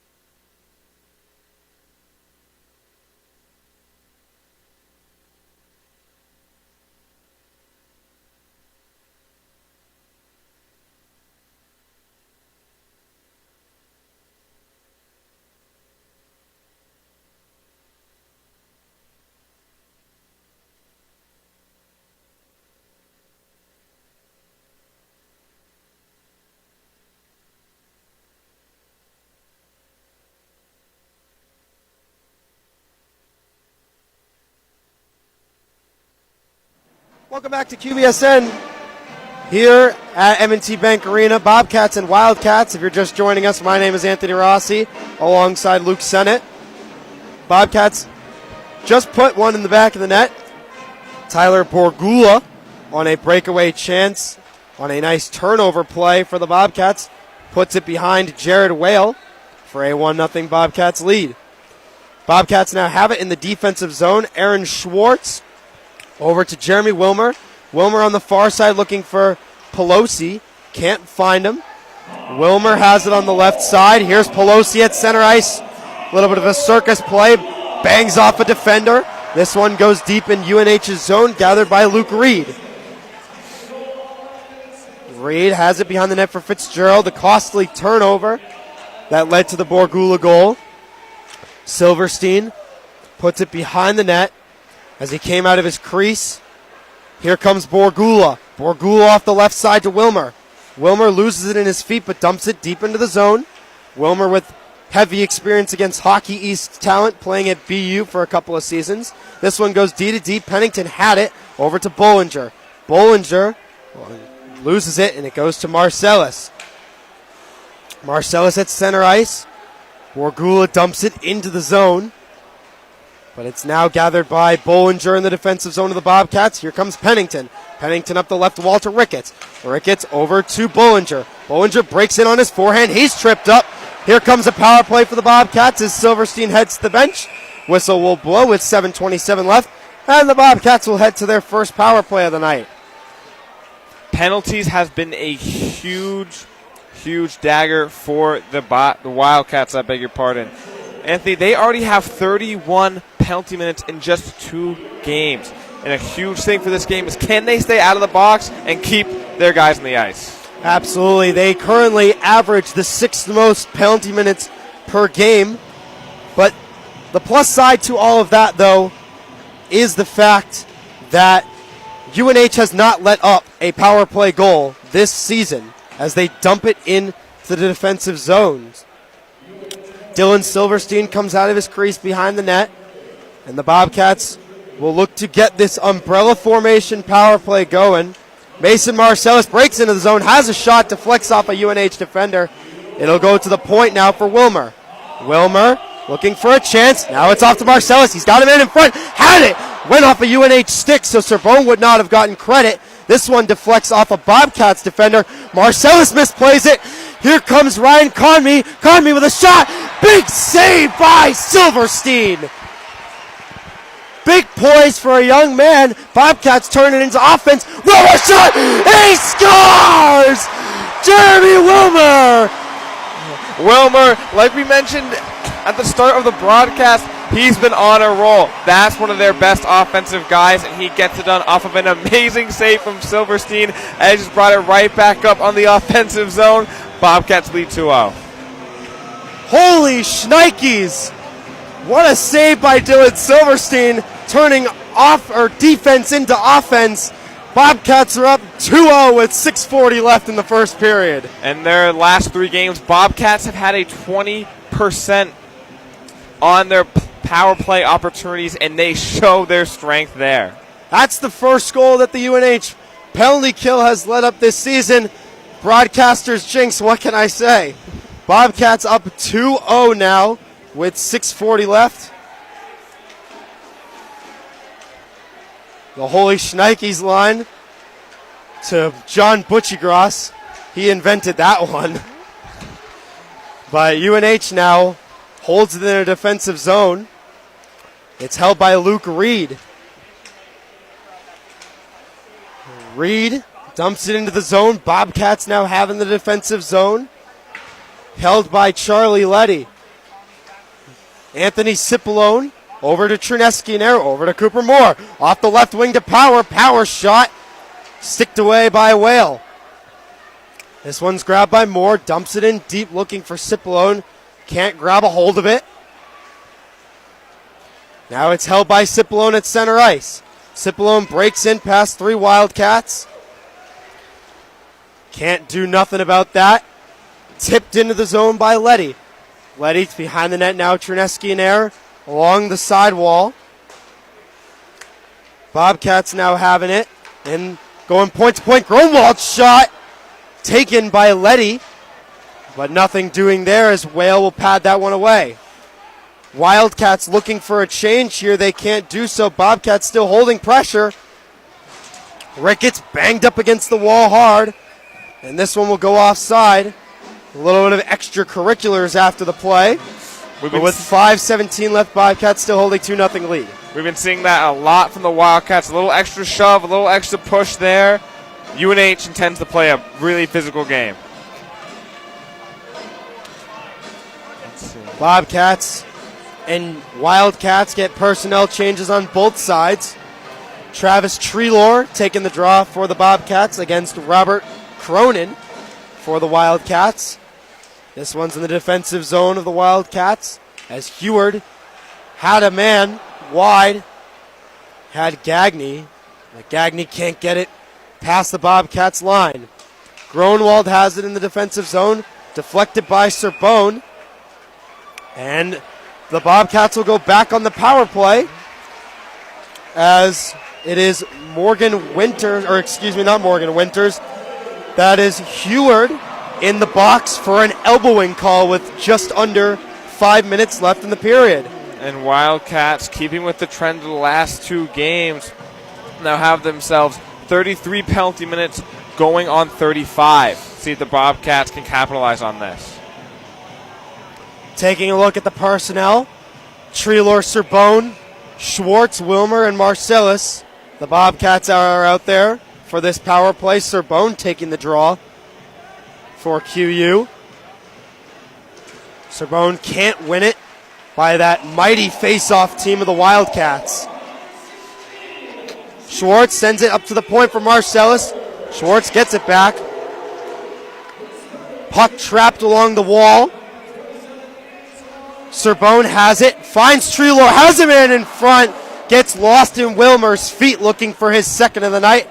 Here come the Wildcats, though. They got a chance, breaking in on Silverstein. A backhand chance for Marty Lavins, but the first year covers up. Scary, scary chance for the Wildcats.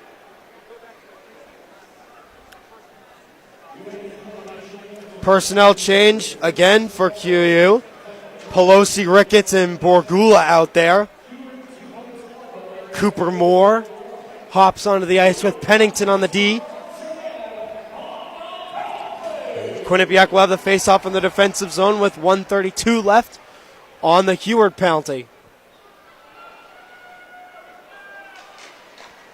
Shot right off the draw from the Wildcats. That one will not go in, though. Conmee, the guy with the puck on his stick. Bobcats will now regain with 4:20 left in the first period. Cooper Moore has it. Past the red line, elects to go back. Looking for more personnel. He does with Borgula. Pelosi has it. He has Borgula. Pelosi elects for the shot, but Whale easily pads that one away. Pelosi intercepts. Borgula has it on his backhand side. Borgula goes back for more. Over to Borgula. Wild shot comes in, and it's padded away on the right side of Whale. Moore, Pennington, blast, blocked by Conmee, and dumped all the way down by the Wildcats. A lot of great shots by the Wildcats, really utilizing those cross passes, attacking Whale from the left and the right and the left and the right, but Whale's been doing a great job of keeping up with it. Moore loses this play. Wildcats have a chance. This is Sweeney. Sweeney now gets tied up against the end boards. Marcellus now has it. Marcellus at the point. Marcellus now behind his net. Look to regroup. Two Wildcats in that hard 2-2 forecheck that they run on the penalty kill. Looking for a change. Now they do. They change up that forward group. Here comes Jeremy Wilmer with speed through the Bobcats logo at center ice. Wilmer over to Serbone, wide of the net. This one will go to center ice. Schwartz will have it on his backhand. UNH kills off the penalty. That's a huge motivator for the Wildcats now moving forward, letting up that power play goal. This one could be offside. Wildcats tag up. It's now grabbed by Cronin. Cronin dumps it in deep for Bollinger for the Bobcats. Wilmer now has it, losing it. Now backhand play over to Gronwald. Gronwald with speed. He's got a man to his right. Gronwald still on his forehand, holds around the net. He's got Bollinger. Now it's Chernesky in there. Chernesky in there to Bollinger. Bollinger with a shot. He scores! Tipped in front, and it's Alex Power. And that fourth line comes through. 3-0 Bobcats with 2:21 left in the first. Full guns blazing for the Bobcats. Got themselves 3 quick goals and making the Wildcats go through it right now. Just an amazing job crossing back with a close blue line shot there. This crowd is electrifying here at M&T Bank Arena. Good shot by Aaron Bollinger. That's that smart graduate leadership that he had at UMass. And a tip in front is gritty Bobcats hockey, as the goal will most likely be credited to Alex Power, and it is, as Power will pick up his first goal of the year, his 5th goal of his young career here in Hamden, and his 10th NCAA point. Wildcats win it. They dump it into the Bobcats' defensive zone. This puck is grabbed by the Wildcats, the blue line. Fanned on a shot was Gagney. Wildcats have their first line out. Good play. Rebound still loose. Delvin looked to bat it home. He can't do so. Conmee has it. Delvin another shot. Save made by Silverstein. Wildcats still have some offensive pressure. Cipolone now sends it to Chernesky in there. He's got Cipolone to his left. Chernesky in there looks for Cipolone, but a good play there by Heward, who took the penalty earlier, but gets a nice stop on the defensive end to keep it 3-0. Wildcats dump it out. A lot of extracurriculars in their defensive zone. Borgula passes back for Letty, as the energy that was very, very palpable in this arena and on the ice now starts to calm down a little bit. Bobcats have that attacking front going. Ricketts looking to have a play, but he has a stick snapped by Winters, and it will be a slashing penalty against the Wildcats, and the Bobcats will go on the power play for the rest of this period. 3 power plays in 1 period. Wildcats keeping themselves in the box with those 3 penalties. Bobcats have to be ecstatic here, thinking, hey, we already have 4 minutes of power play. Why not 6, Anthony? Even less than 4 minutes of power play due to the power play goal that happened. But already having a lot of time on the power play, though, as you were right. They now get 2 more minutes and a lot of extra time into the second period, as if they do not score, this power play will carry over into that next period of play. Treelor wins the draw, but referee blows the whistle, and we will do it all over again. 1:04 left in the period. Let's go Bobcats, the chant from the Quinnipiac faithful behind the UNH goal on the left side. And in Sorbonne now taking the draw in place of Treelor against Nick Ring for the Wildcats. And finally we get back underway. 1 minute left in the period, as UNH has a chance. Here comes Conmee. Conmee pressed up against the boards by Marcellus. Quinnipiac looking to break into the offensive zone. Can't do so. Conmee past the blue line. Shot goes to the left and wide of Silverstein. 40 seconds left in the period. Schwartz drops it off for Marcellus behind his own net. Marcellus past the blue line. The lone Bobcat has a turnover in mid-ice. UNH playing that good trap defense. Pressure given to Marcellus with 20 left. Hidradenitis suppurativa. Wilmer now up the Feels left like side it with a takes over. speedy Aaron Bumps, Schwartz up the left abscesses, side now. and Schwartz on his backhand. Rips it all the way around. Marcellus dumps it into the zone. No offside. This puck is still in play. 5 seconds left. And that will do it for the first period of play here in Hamden. Bobcats will have 56 seconds of power play time starting the second period of play. But for now, we take a look back at the period that was for about 3 minutes. Luke, what did you see from the Bobcats that helped them get off to this 3-0 lead? Biggest highlight from the Bobcats had to have been Silverstein. I beg your pardon. He had himself 10 saves already, doing an amazing job of closing up, anticipating where that puck is going. But on the offensive end, the Bobcats, they're just swinging for everything. They got really good cross passes going on, making Wales sort of shift focus pretty much every single time they're in the offensive zone, and they're finding ways to get the puck in the net. There's been a lot of good defense helping Silverstein be comfortable in net. Cooper Moore and Charlie Letty is what I've seen so far. A lot of blocked shots from the Bobcats. But what we have seen from UNH is they're blocking pucks too. Both sides, beg your pardon, low block shots, but they're able to get in front of pucks and make sure that they're directing them to the side. What have you seen from Silverstein, though, as this is his first start in Hamden? He's staying extremely poised. He's doing really good job staying confident. As you mentioned, he's got a lot of experience at goal. Even though this is his second game as a Bobcat, he's putting up great numbers. And I think if you're a Bobcat fan, you got to love seeing him in net. Taking a look at now UNH. They're down 3-0. This is not a very familiar position for this team. They've been up in every single game so far this year, except in that Merrimack game where no team was up until the shootout where Merrimack ended up winning it. But they were up against Bentley the entire time. And UNH really needs to step on the gas pedal and put some pucks on net from what I've been seeing. Bobcats been dominating in shots. It shows right now as 12-10, but you've seen a lot of scoring chances for Quinnipiac and a lot less for UNH. It seems like UNH, they're trying to play extremely physical, and we've seen a lot of Bobcats get hit over on those boards, but they're not doing a good job closing out the slot and intercepting those cross passes. They're not blocking shots as well as they could have been and how they have been in the last two games, and that's got to be the focus if you're a Wildcat, especially if you're a defenseman. What we did see was really good penalty killing from the Wildcats. They had that trap play and forced a Bobcat attacker to try and get through the wall that they created. That's all the time that we will have here, though, for the little post-game show that we have here on QBSN. But we'll send back for a little intermission recap for the guys at Q30. We'll send it back to you guys at the desk. We'll be back in about 12 minutes for the call of the second period. 4.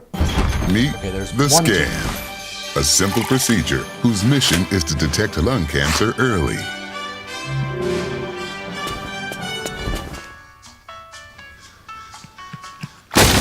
I'm here to save you. But I feel fine. That's great, but you may still be at high risk for lung cancer. Oh man, that's a new fence. If you smoke, early detection could save your life. Learn more at savedbythescan.org. Everyone has a ritual, that small thing that keeps us focused. A habit we never skip to clear our minds and elevate our performance. But what do you do to keep your head in the game, to drown out the self-doubt and support your mental health? Because being your best isn't just about taking care of your body. It's about taking care of your mind and mental health. Discover the resources you need to keep your mind focused and your mental health a priority.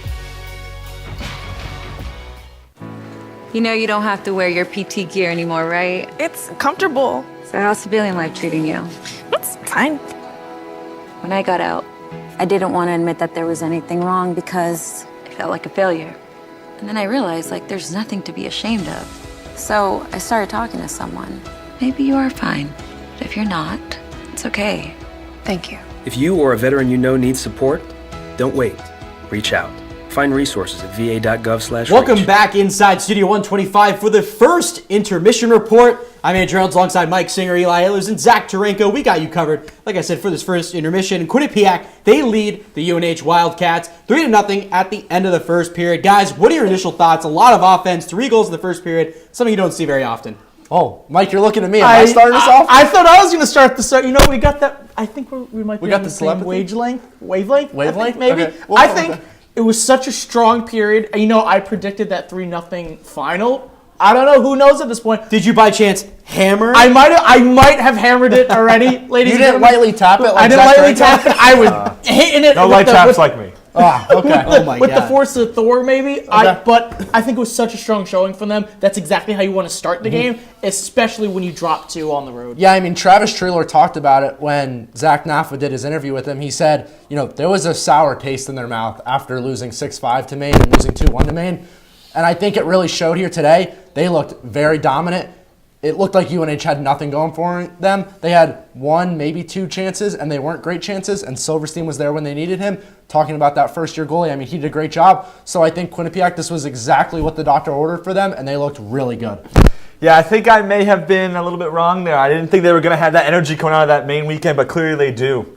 They definitely do. And Eli, why don't you take us through the first intermission? Yeah, a bit of a crazy first period, but we'll take a look at the highlight right now. Quinnipiac taking on the UNH Wildcats. Home game for Quinnipiac as they are back in town. And Dylan Silverstein getting his second collegiate start, first start at home. Moving into the first period, it's going to be a breakaway chance here for Jeremy Wilmer. He will miss that one, but keep your eye out for him later on in this highlight. Then it's going to be Tyler Borgula, picks it off, puts it in. That is Borgula's third goal. Then UNH will get a breakaway chance. Silverstein will stop it, and Quinnipiac is going to turn defense into offense as Andon Sorbonne. He will skate up the ice, get it to Jeremy Wilmer, and there he is again, ripping it into the top corner, wide open in the high slot. Then it'll be Aaron Bollinger. He will get it on net here, and it is going to be Alex Power with the tip. Quinnipiac up 3-0 at the end of one. Dominant offense from Quinnipiac. Yeah, that's a really great pick. Especially, I like that second goal that Quinnipiac was able to get right off of that save from Silverstein. Yeah. It was a great pad save from him. Quinnipiac able to scoop it up, go the other way, get a goal. Yeah, I mean, that first power play unit from Quinnipiac really stepped up. Last weekend, they mightily struggled. Going into this game, Quinnipiac was 3 for 15 on the power play, and one of those goals was from that second power play unit, so just the first power play unit alone, 2 for 15. Not good, and they looked really strong there. Silverstein save turns into Wilmer offense. Yeah, you talk about Silverstein. Talk about his play so far. He's looked good this period. Obviously, 0 goals, but he hasn't faced too much. But Quinnipiac, again, Silverstein has been playing really well. Absolutely. I mean, UNH had 10 shots on goal, and they were, they had their chances. But what Quinnipiac is doing so well, and I know, Eli, you're going to be able to relate to it as a defender. They were doing a great job protecting the house. Yeah. They let a couple of shots through, but Silverstein standing up to the challenge, and I know we said it before, with the goaltending factor, their goalie coach, and we said his name was Mike before, who cares? Justin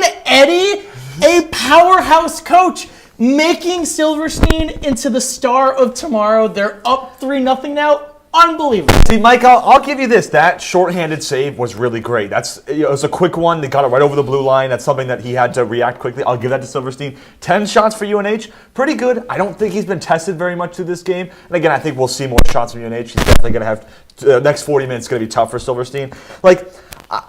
I think he played well, and I think that I'll give you credit where credit is due. I think Silverstein is showing right now why he might need it. Maybe should be the starter over Marinov, but I don't know yet. We can't just go through 20 minutes and say, "Oh, Silverstein." We can't say, "Oh, hammer Silverstein." Can't do that yet because it's only been 20 minutes. We have to watch the full 60, I think, before we can start making One thing I do want to add, I think Silverstein looked really good. On the other side of the net, Jared Whale struggled. 9 shots, 3 goals. Not what you want to see from him. Well, we are going to have to take it to a break, and during that break, we might have to take away Zach Taranko's hammer. He's using it a little too much. Yeah, give it to me. You're done. You're done. We'll be right back. When I was in foster care, I never knew when I would have to move. So I always had my suitcase ready to go. Then one day, I was adopted.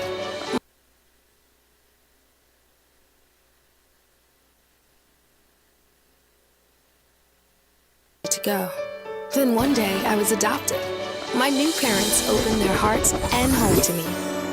My parents cook my favorite breakfast for me every morning. My parents take me on trips I never thought I would go on. They gave me a home and an even better reason to use that suitcase. My parents aren't perfect, but they're perfect for me. I debate all day. It's what I do.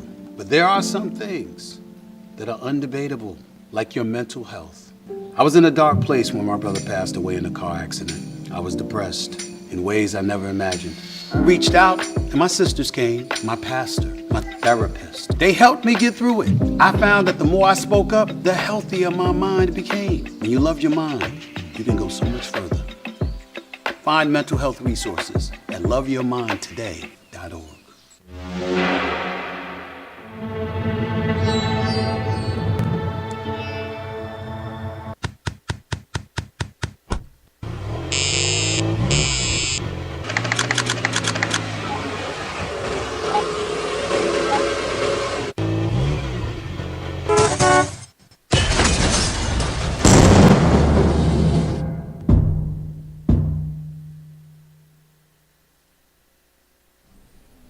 Welcome back. The Bobcats were not the only team in action today. We got a lot of other games around the NCAA. First game that we're going to look at is this UMass-UConn game.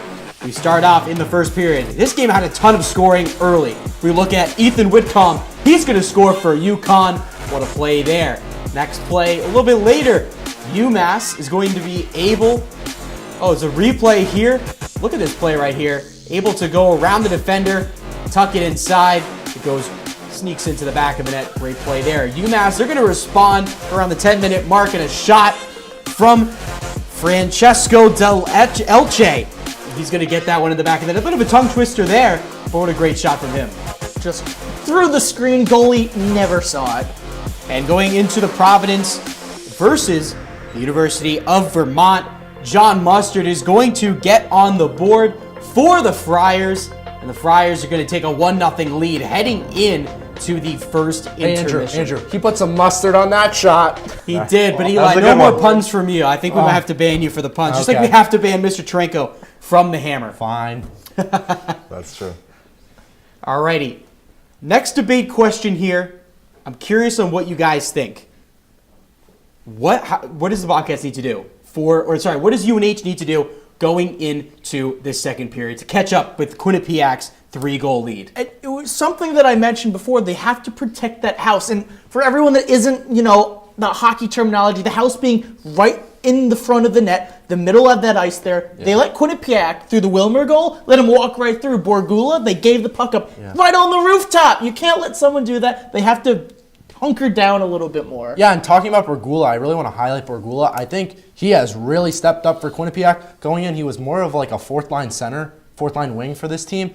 And last weekend at Maine, he genuinely looked like he was the best player on the ice for Quinnipiac. And that's a good thing for Borgula. That's not a good thing for Quinnipiac. You don't really want your first-year player to be the guy who's your go-to guy. And I think for Borgula, that's really important for him. But like you mentioned it, Mike, the house, UNH, they're not protecting their house right now. They're not at all. Borgula right in the high slot. And then you have to look at Wilmer. I understand UNH is on a penalty kill, but they really just slowly kept going back and back and back, and Wilmer took advantage of that. I disagree with you saying that Borgula shouldn't be that guy. I think that Marcellus last year, I kind of agree and I disagree. Next year, Borgula could be a major part of what Quinnipiac's success in trying to rebuild back to the national championship. Oh, I absolutely agree, but when you're in a top 10 matchup, that's not the guy who you want to be your go-to guy. Yeah, and it's almost time to head to the second period of action. We will see you guys at the second intermission. Anthony Rossi and Luke Sinnott still have the call. I tell my son, I love you every single day. I love you. Now, my dad has never said that to me. Not because he doesn't love me, but because culturally it wasn't comfortable for him. Welcome back inside M&T Bank Arena. He says, I love you to my son every Thanks time guys he sees him. at Q30 for My the advice to all the intermission fathers out report. Still 3-0 here. Taking a look at the out-of-town scores right now displayed on the video board here in M&T Bank Arena.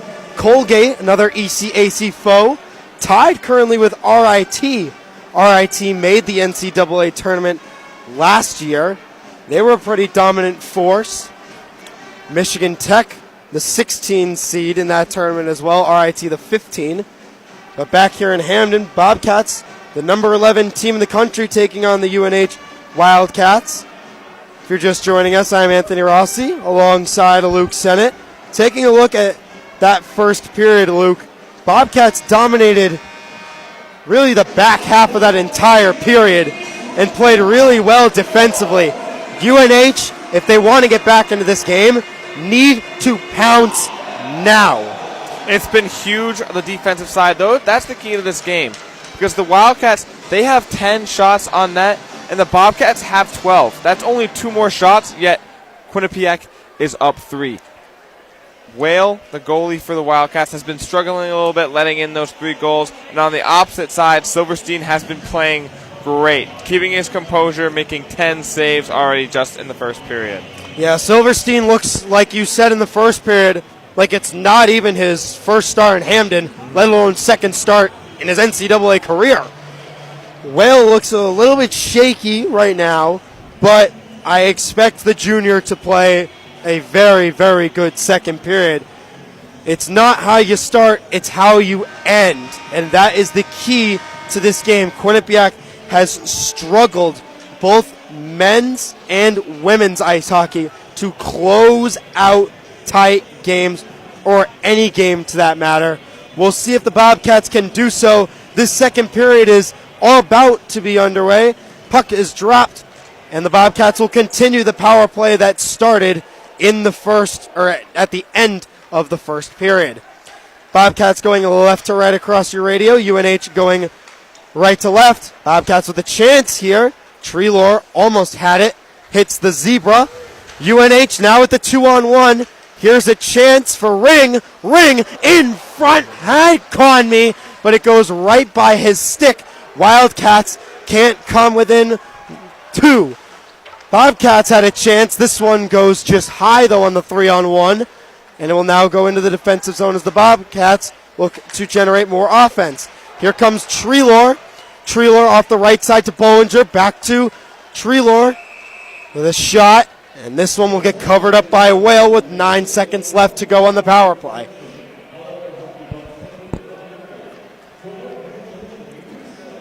Serbone, had the shot in the tic-tac-toe with Bollinger. Serbone looking solid tonight with an assist. Shot on goal. Not too bad for the sophomore. The first year, Chris Pelosi takes the draw for the Bobcats. Can't succeed in the win. UNH will ice this puck, and that will just about kill their penalty off. As we know, go back to full strength. Gronwald pressured well. UNH now has it in their own zone. Jack Babbage. Babbage over to his defensive partner, Reed. Reed, past the blue line, now past center. Dumps it in deep. Looking wide for a Wildcat. This shot will come in wildly. Bobcats have a play. This one will get whistled down, and a Bobcat will be going to the box for a cross-check. UNH will now check into their power play. UNH is 1-8 in power play opportunities, looking to make that 2-9. Bobcats have had success on the power play. This will be our first look of the UNH power play. Looks to be a pretty 2-1-2 setup here, with 2 forwards crashing the net. Oh, it is another umbrella, So same power play as the Bobcats. They set up here. This shot goes wide by Conmee, as it's now gathered by Heward. Heward off to Conmee. Conmee up to Reed. Reed off the side to Ring. Ring now over to Sedum. Sedum drops it back for Conmee. Conmee holds, walks up the side, patted away by Silverstein. This puck will trickle out of the defensive zone for the Bobcats. Good pad save by the first year. That one almost looked like it was about to go in. UNH now breaking into the zone once again. Dumped in by Heward. Chipped in by Turner. Turner cleaned out. Letty making sure that he was okay. It wasn't Turner, it was Delvin. He'll limp off the ice. Here comes Conmee.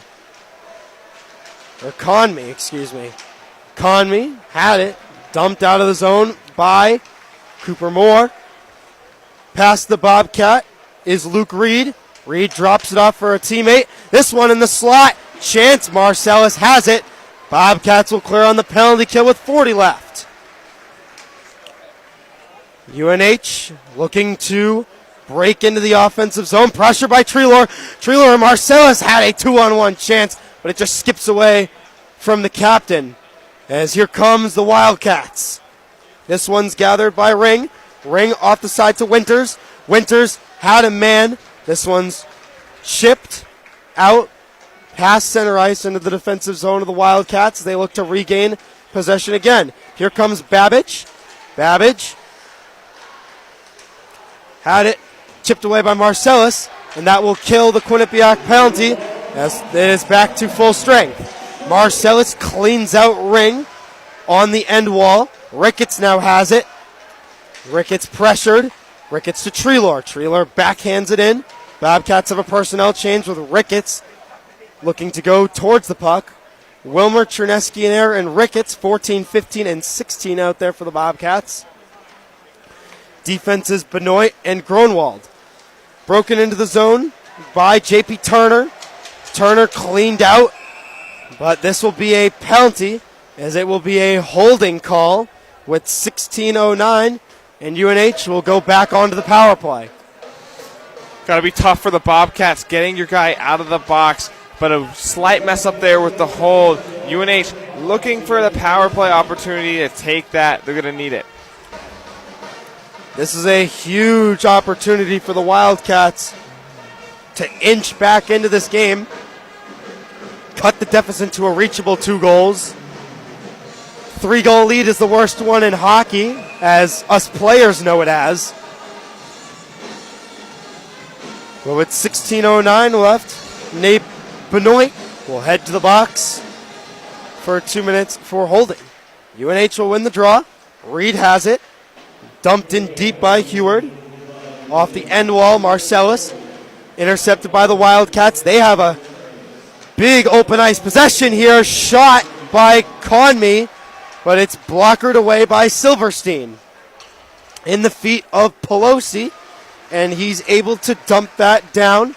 Bobcats with almost a full personnel change, and they do it now. Wildcats breaking into the zone. It's Delvin. Delvin to Conmee. Conmee shot blocked by Bollinger. Bollinger has it behind his net. Or behind Silverstein. He's cross-checked. No penalty. Reed with wide open ice on the point. Elects to go to Heward. Heward off to Reed. Reed has it. Off the end wall now to Ring. Ring can't grab it. It's pinned up against the wall by Gronwald. This puck's loose. Heward has it. Heward off to Conmee. Now it's off to Conmee again. He gets the pass back from his teammate. This one's Reed. This one skies over the head of Silverstein and out of play with exactly 15 minutes left in the period. Wildcat defensemen doing a great job of keeping the puck in the offensive zone, both manning that blue line, hitting anything that goes their way, and a great little bit of pressure from the Wildcats, just unable to get a goal there. 51 seconds left on the Benoit penalty. Wildcats looking for some offense here as former Bobcat Jack Babbage out on the ice. He has the puck on the blue line. It's off to his partner, Gagne. Over to Ring. Gagne back to Ring. Now has Babbage. Babbage the shot. Blocked by Moore up the point. Moore has it. Dumps it along. It's deflected. Here's Pelosi with a chip shot.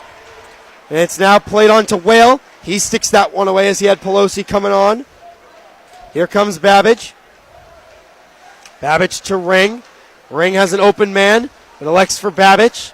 Babbage has it. Shot deflected. Silverstein puck still loose. Referee blows the whistle, and Silverstein gets a lucky break with 12 seconds left on the Benoit penalty. Great job by Silverstein keeping it in there. And we see a little shift in the shot totals. The Wildcats have 21 shots to Quinnipiac's 19. They're now getting in on offense and putting pressure on the offensive zone, just whether or not can they put that puck in the net. And it's also hitting those shots on the net. They may have 23 now shot attempts, but 13 of them have gone on net. Same with the Bobcats. This is Treelor on the draw against Cronin, the Plymouth, Mass native. Treelor thrown out. Now it's Cipollone on the draw, or excuse me, I think it's Wilmer. It is Wilmer.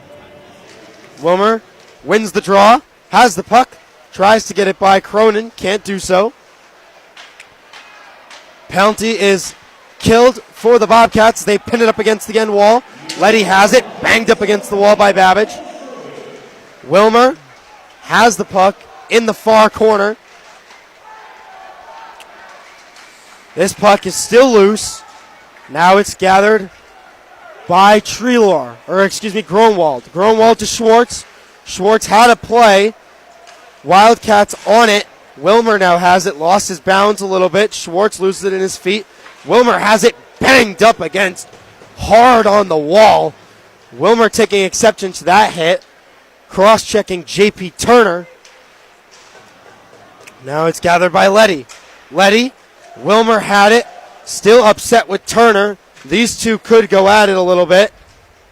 Wilmer elects to go off the ice, though, as Gronwald now dumps it in. Cipollone rushing onto the puck, chips it up high along the end glass. Now it's chipped by Gagne. Gagne gets it out of the zone. It's gathered now by Cipollone into the blue line. Cipollone dekes around to the defender on his backhand side, looks to get by, can't do so. Up to the point for Blaze. Blaze over to Pennington. Pennington dekes around a defender, gets tripped up, no call. Blaze elects to not go for the puck. This one's now deep.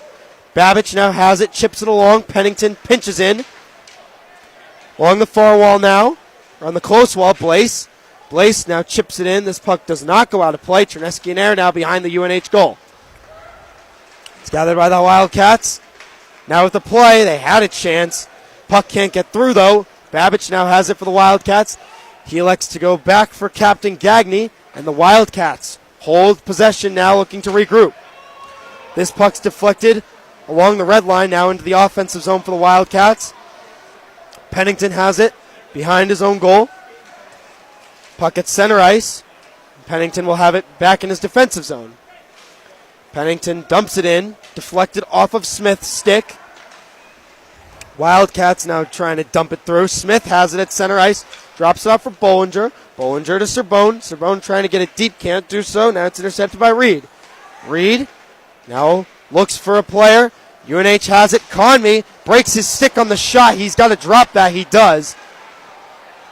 Smith now has it on the close wall, trying to look for a player. Can't do so. Can't find Serbone. Luke Reed now has it in the defensive zone. Good play by the Wildcats. They have a chance here in the offensive zone. Good passing play. Shot save made by Silverstein. And it's covered up on a shot from Gagne.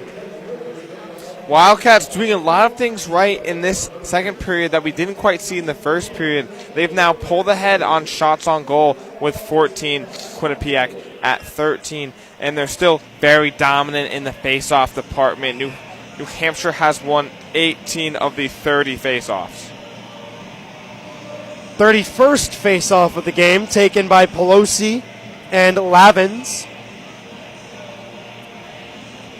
Lavins from Riga, Latvia, a long way away from Hamden, that even being UNH too, all the way in Europe. He gets thrown out, and Winters will step in.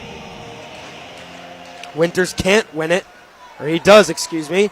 Bobcats have possession, though, as it's gathered by Borgula.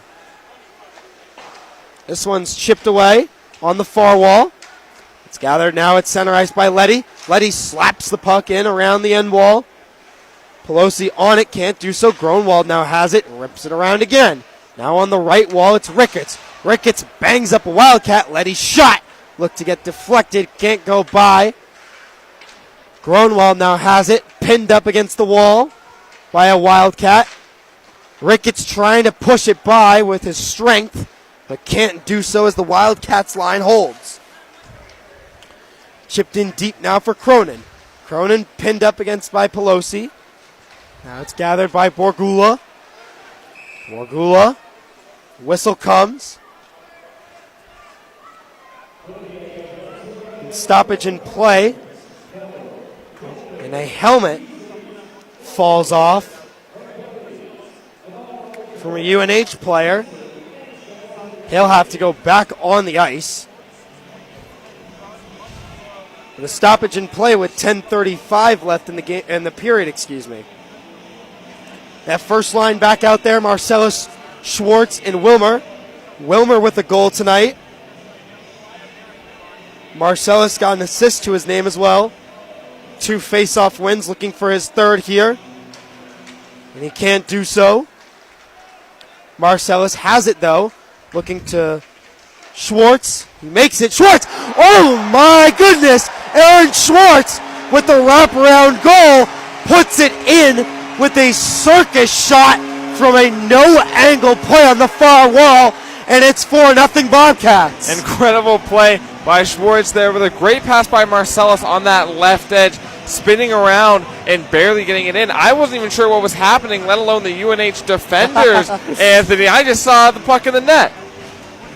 Marcellus had a fake pass to break into the zone, who he eventually chipped to Aaron Schwartz, and Schwartz takes the puck, little old Colin Graff style, whips the puck around on his forehand and puts it into the back of the net, pulling Jared Whale from this game.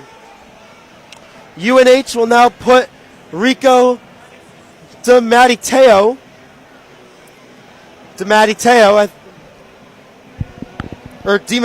excuse me. My apologies.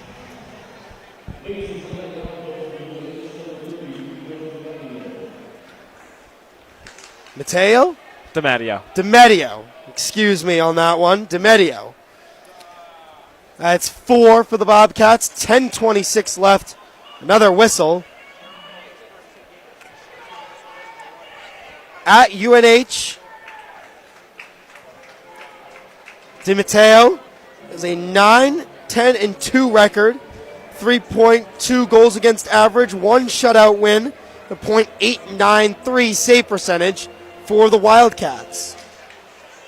Or excuse me, he might have transferred, or excuse me, he is a transfer from LIU. Apologies on that one. This puck's deflected as the Wildcats come out with a chance. Bobcats get in front of a couple of plays. Silverstein makes a stop. UNH has a chance. Backhand play goes high and wide.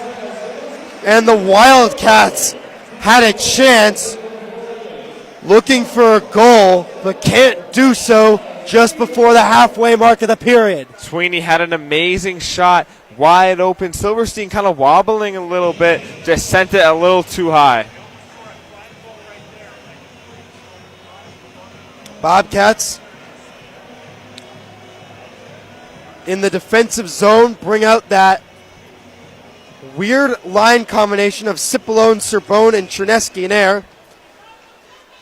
And I think at this point there's a fan that's irate right now, screaming at the ref. Someone's not happy. But I mean, rightfully so. They're just guys just want to play. The refs have called maybe at least 10 face-off violations during this game, throwing at least 10 players out of the dot. I think that there's more face-off violations than there have been stoppages of play in this period alone.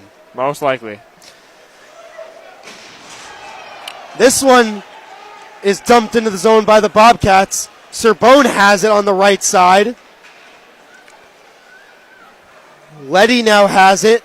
Letty chips it past the red line.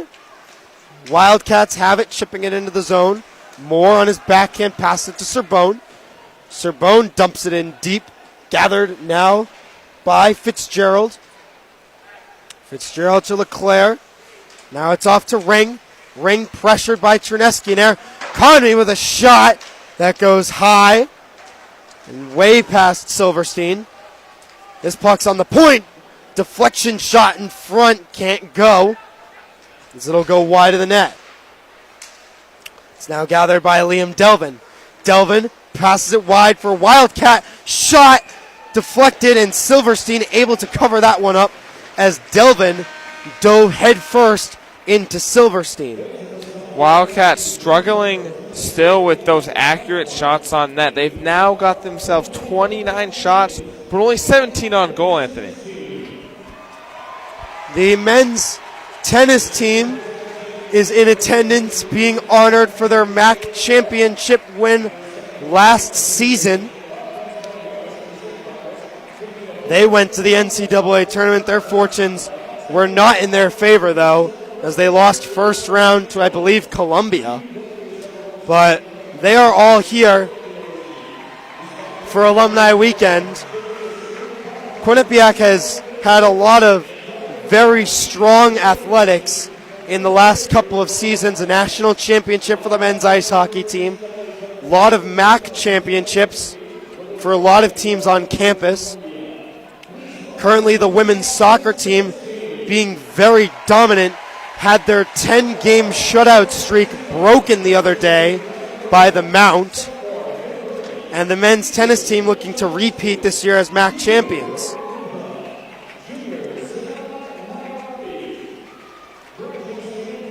Media timeout for ESPN Plus, but we are staying with you here on QBSN and Q30. We'll take a look earlier this week as Q30 Sports sent out a poll voting for the teams that the fans at home could see winning each game. Taking a look at our picks. I'll read off the games. You can give me your picks, Luke. I'll say who I chose too. Okay. St. Lawrence versus Penn State, a team that the Bobcats played earlier this season. I picked Penn State in this matchup. I agree. I think they played very well against the Bobcats, and they'll do a great job against Lawrence. Next matchup, Maine, another team that the Bobcats have seen against Northeastern. I picked Maine in this one as they're a very higher-ranked team. I mean, like, just because the ranking and how dominant they were against the Bobcats, you got to go Maine there. We're back underway here in the second period, but another whistle will stop the play. We got one more prediction. Okay. Probably game of the day. Boston University versus the North Dakota Fighting Hawks. In this game, I picked BU, but North Dakota is a very good team. Nate Benoit transferred from North Dakota to Quinnipiac. I would also agree with BU. North Dakota, I could see them as a dark horse pulling it off, but I got to go Terriers. Back underway here in Hamden, Connecticut. Bobcats up 4-0 on UNH. Anthony Rossi, Luke Sennett coming at you on this Friday evening. Starting your weekend off right with some ECAC and Hockey East matchup in the NCAA. UNH has a chance here. This one's deflected, loose in front. No chance there as the Bobcats defense holds strong again. A lot of chances from this first line of Delvin Ring and Conmee. But the Bobcats have held 0 goals against for the first-year Silverstein. Chance for Ring. Has Conmee. Conmee shot wide of the net. Ring has it along the end wall. Conmee up at the point now. Shot on goal. Goes bar down and in. And UNH gets their first goal of the night through a screenshot from the point from Ryan Conmee. An amazing shot from Conmee. He's all the way at the blue line, very right side of the ice. And this whole game, the Wildcats have been struggling with overshooting the net, but they're not the case. Shoots it perfectly, bar down into the net, and now we got ourselves a game. Beautiful shot by Ryan Conmee. And if you look at that, that is a pitch-perfect play on what to do to get pucks on net. Silverstein did not even see that thing in a blink of an eye. This is gathered now. Bobcats looking for some revenge. Jack Ricketts, there's the revenge that I was just talking about. Ricketts puts it in for his first as a Bobcat. It's 5-1 QU. An immediate answer by the Bobcats. Ricketts doing an amazing job blocking the puck at center ice and just taking it really a 1v1 there and getting it in for his first goal. Bobcats are roaring. That goal not even coming a minute later. Measly seconds, as Q30 alum Keenan Mills would say. But a couple measly seconds later, and the Bobcats make it a 4-goal deficit once again. This has been a scrappy game, too. Both sides just not liking each other at all. Here comes Aaron Schwartz on the left wing. It's gathered by Benoit. Benoit looking in front for Marcellus. That puck looked to go out of play, but it does not. UNH now has it past center ice. It's gathered again. Here comes the Wildcats. In the offensive zone, it's Fitzgerald, pressured by Schwartz. This puck in front, save made by Silverstein. Point-blank chance for Luke Reed, and the first year's poise holds strong once again. Jeremy Wilmer now has it.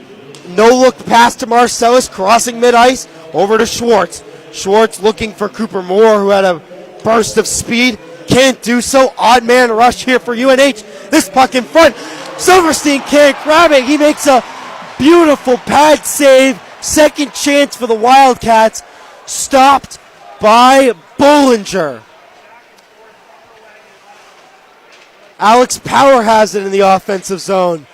Passing over to Cipollone. Cipollone shot wide of the net. This puck tied up in the far corner. Now gathered up the point by Gronwald. Gronwald shot through a screen. Can't get as lucky as Conmee did. Puck covered up with 6:08 left in the period. An amazing save just there by Bollinger. The Wildcats were able to get Silverstein out of position. He was completely out of the net. And they were able to save it there. Bollinger with a little bit of a stick tap as it was attempting to go into the goal. This is an amazing defensive play by number 5. Good save by Silverstein, too, on the first chance. Then he got way out of position, like you said, Luke. And Bollinger barely tips that and keeps it out of the net. Bobcats offensive face-off here. Treelor has Serbone to his right. Treelor getting thrown out again. It seems that this is basically a common occurrence at this point. The refs looking at every single minor detail in these face-offs. They won't have anything but perfect. And in Serbone loses the draw. UNH continues to be dominant in the face-off circle, winning 24 on the night. They break it into the offensive zone. Conmee, the goal scorer, dumps it in deep. It's gathered by Letty. He loses possession, though. Pressured by Delvin. Treelor has a wide-open Serbone on the left side. Serbone pressured very well by Heward. Heward can't hold it, as it's now gathered by Gagne. Gagne has ring. Odd man rush. 3-on-2. Here's Conmee. Conmee through a screen. Good block by the first-year Gronwald. Conmee looking to throw it in front. Pressure given by Delvin as it's centered in front, but Treelor has the play and makes sure that there is no chance for another goal for the Wildcats. This one's dumped out. Luke Reed now has it. It's now broken in by the Wildcats as it's Lovett, who had a shot, but a save made by Silverstein. Puck dumped in. Silverstein comes out of his crease, bounces over his stick. Bobcats looking to get it out of the zone. Hanging 2. Shot comes in from Skasantis. Or Scratins, excuse me. And it's covered by Silverstein with 4:45. I'm starting to slow down a little bit as my voice is starting to get a little hoarse up here. 6 goal calls will do that to you. Stay hydrated, kids. Chris Pelosi on the draw against Connor Lovett, Franklin, Massachusetts native. Luke Sennett from Franklin, Massachusetts. Myself from the town over of Medway. It's a great place to be. Lovett wins the draw. Pennington chips it to Borgula. Bollinger has possession over to Pennington. Pennington over to Borgula. Borgula looking for a chance. Now Bollinger. Bollinger looking for Ricketts. Finds him. Ricketts over to Moore. Over to Bollinger now. Bollinger rips this one around. To Mateo. Can't hold it. Don't think he's had a save yet. UNH now has it in the defensive zone. Gathered by Lovett. This puck's chipped in. Silverstein looking to get in on the action. He backhands the puck around his net. It's now gathered by Borgula. Intercepted by the Wildcats, and they hold in their defensive zone. It's held by Babbage. Babbage over to Cronin. Cronin now dumps it in. Pennington rips it around now for Wilmer. Wilmer chips it to Marcellus. This one's chipped out now. Wide play for J.P. Turner. Turner has a lane. Elects to try and pass to Babbage. Babbage dumps it in now for Cronin. Cronin's got a man in front, but held and covered well. This shot comes in errant and wide. Schwartz now dumps it in behind the net. Errant pass. Gathered by Marcellus. Marcellus to Bollinger with 3 minutes left. Wilmer checked up from behind by Heward. Marcellus has a play separating man from puck. Good play attempted there by Turner. Bobcats now head the other way. It's Marcellus. This one will go offside, though, as Marcellus is taken down by, it looked to be Morgan Winters. Or it wasn't Winters, excuse me, it was Brendan Fitzgerald. At 2:49 left. A face-off in the neutral zone. UNH running that 2-1-2 setup in the offensive zone, doing a really good job of putting pressure on them. We see the Wildcats have been in their offensive zone a lot more this period. Very good forecheck analysis there, Luke. 2 players on the puck, 1 up high in the slot, making magic happen. Trineski and Air behind the net for Cipollone. Power, rebound chance, Trineski and Air. Big save by DiMatteo. Bobcats holding in the offensive zone, though. Tagged up against the wall is Power. Trineski and Air puts it in deep. Cipollone with speed. Now Trineski and Air with speed attempts to take the puck away from Fitzgerald, but he can't do so. Cooper Moore with a big hit on Marty Lavins. Puck pass center for Power. Power now puts it in deep. DiMatteo has it. Sees a Wildcat up wide. It's Leclerc. Leclerc can't get it, though, as it's intercepted by Gronwald. Gronwald with speed now goes right to left. Gronwald has it, shot, save made DiMatteo. Gronwald looking for his first in his NCAA career. First point, 2. 0 points in this game, 0 points before then, 2. Charlie Letty has it with 1:30 left on the clock. Letty over to Treelor. Treelor holds on his forehand, looks for Letty, can't do so. Now it's gathered by Smith. Smith looking for a man in front, can't do so though. Intercepted by Conmee. Conmee over to Gagne. Gagne holds. Tips it for a ring. Conmee on the puck. Looking for a wraparound chance. Well defended by Letty. Or excuse me, it was Moore. Shot now comes in. Deflection. Silverstein doesn't know where it is. It's covered in his pad with 56.3 seconds left to go in the period. Good offensive pressure from UNH. They lead in the shots on goal category, 23-17. It says on our stat tracker up here in the booth. Chris Pelosi on the draw for the Bobcats against Robert Cronin for UNH. Cronin can't win it. Pelosi does. Bollinger behind the net. Over to Borgula. Borgula flips it up high for Ricketts as he's plastered along the boards. Ricketts now plasters a man along the boards himself. Hit for a hit. UNH streaking 3-on-2. Now 3-on-1. Lost in the feet of an attacker. Can't do so, though. It's intercepted by Pelosi. Pelosi tripped up at center ice. That is maybe the easiest call of the night and probably the one that both sides are going to agree with the most. Oh, yeah, that no fans will be yelling about that call, I feel like. 25.3 seconds left. Bobcats will go on the power play just like they did at the end of the first period. Staff out there, Serpone, Wilmer, Treelor, Schwartz, and Marcellus. No defensemen out there to note on this power play, all forwards.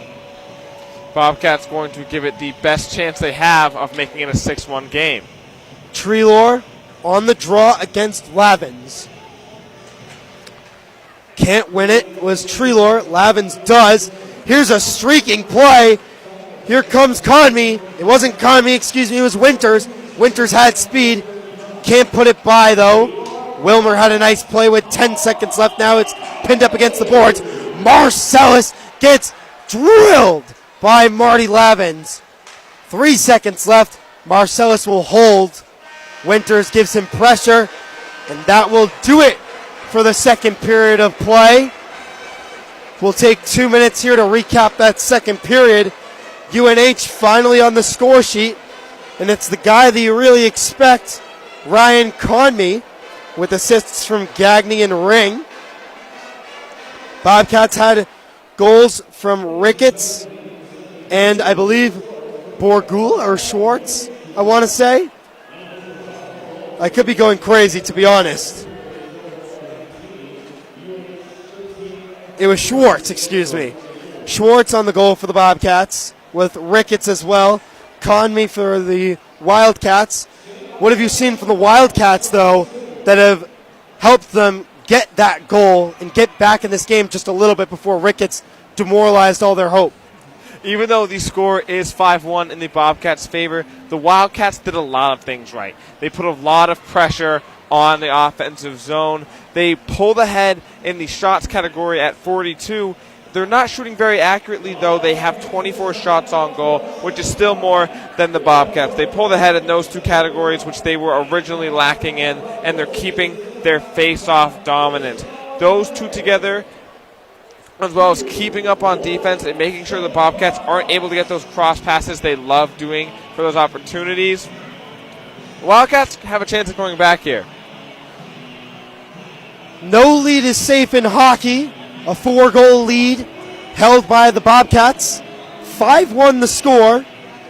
In this one, Dylan Silverstein looking pretty solid in net. And I think everybody would probably say so. As we will now take a break here on QBSN. We'll send it back to the boys in the studio for Q30. Stay with us for the third period and the intermission report for the guys. Don't go anywhere. We'll be right back.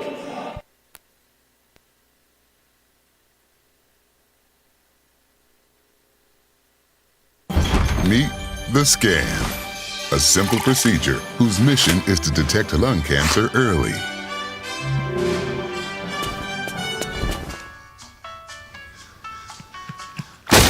I'm here to save you. But I feel fine. That's great, but you may still be at high risk for lung cancer. Oh man, that's a new fence.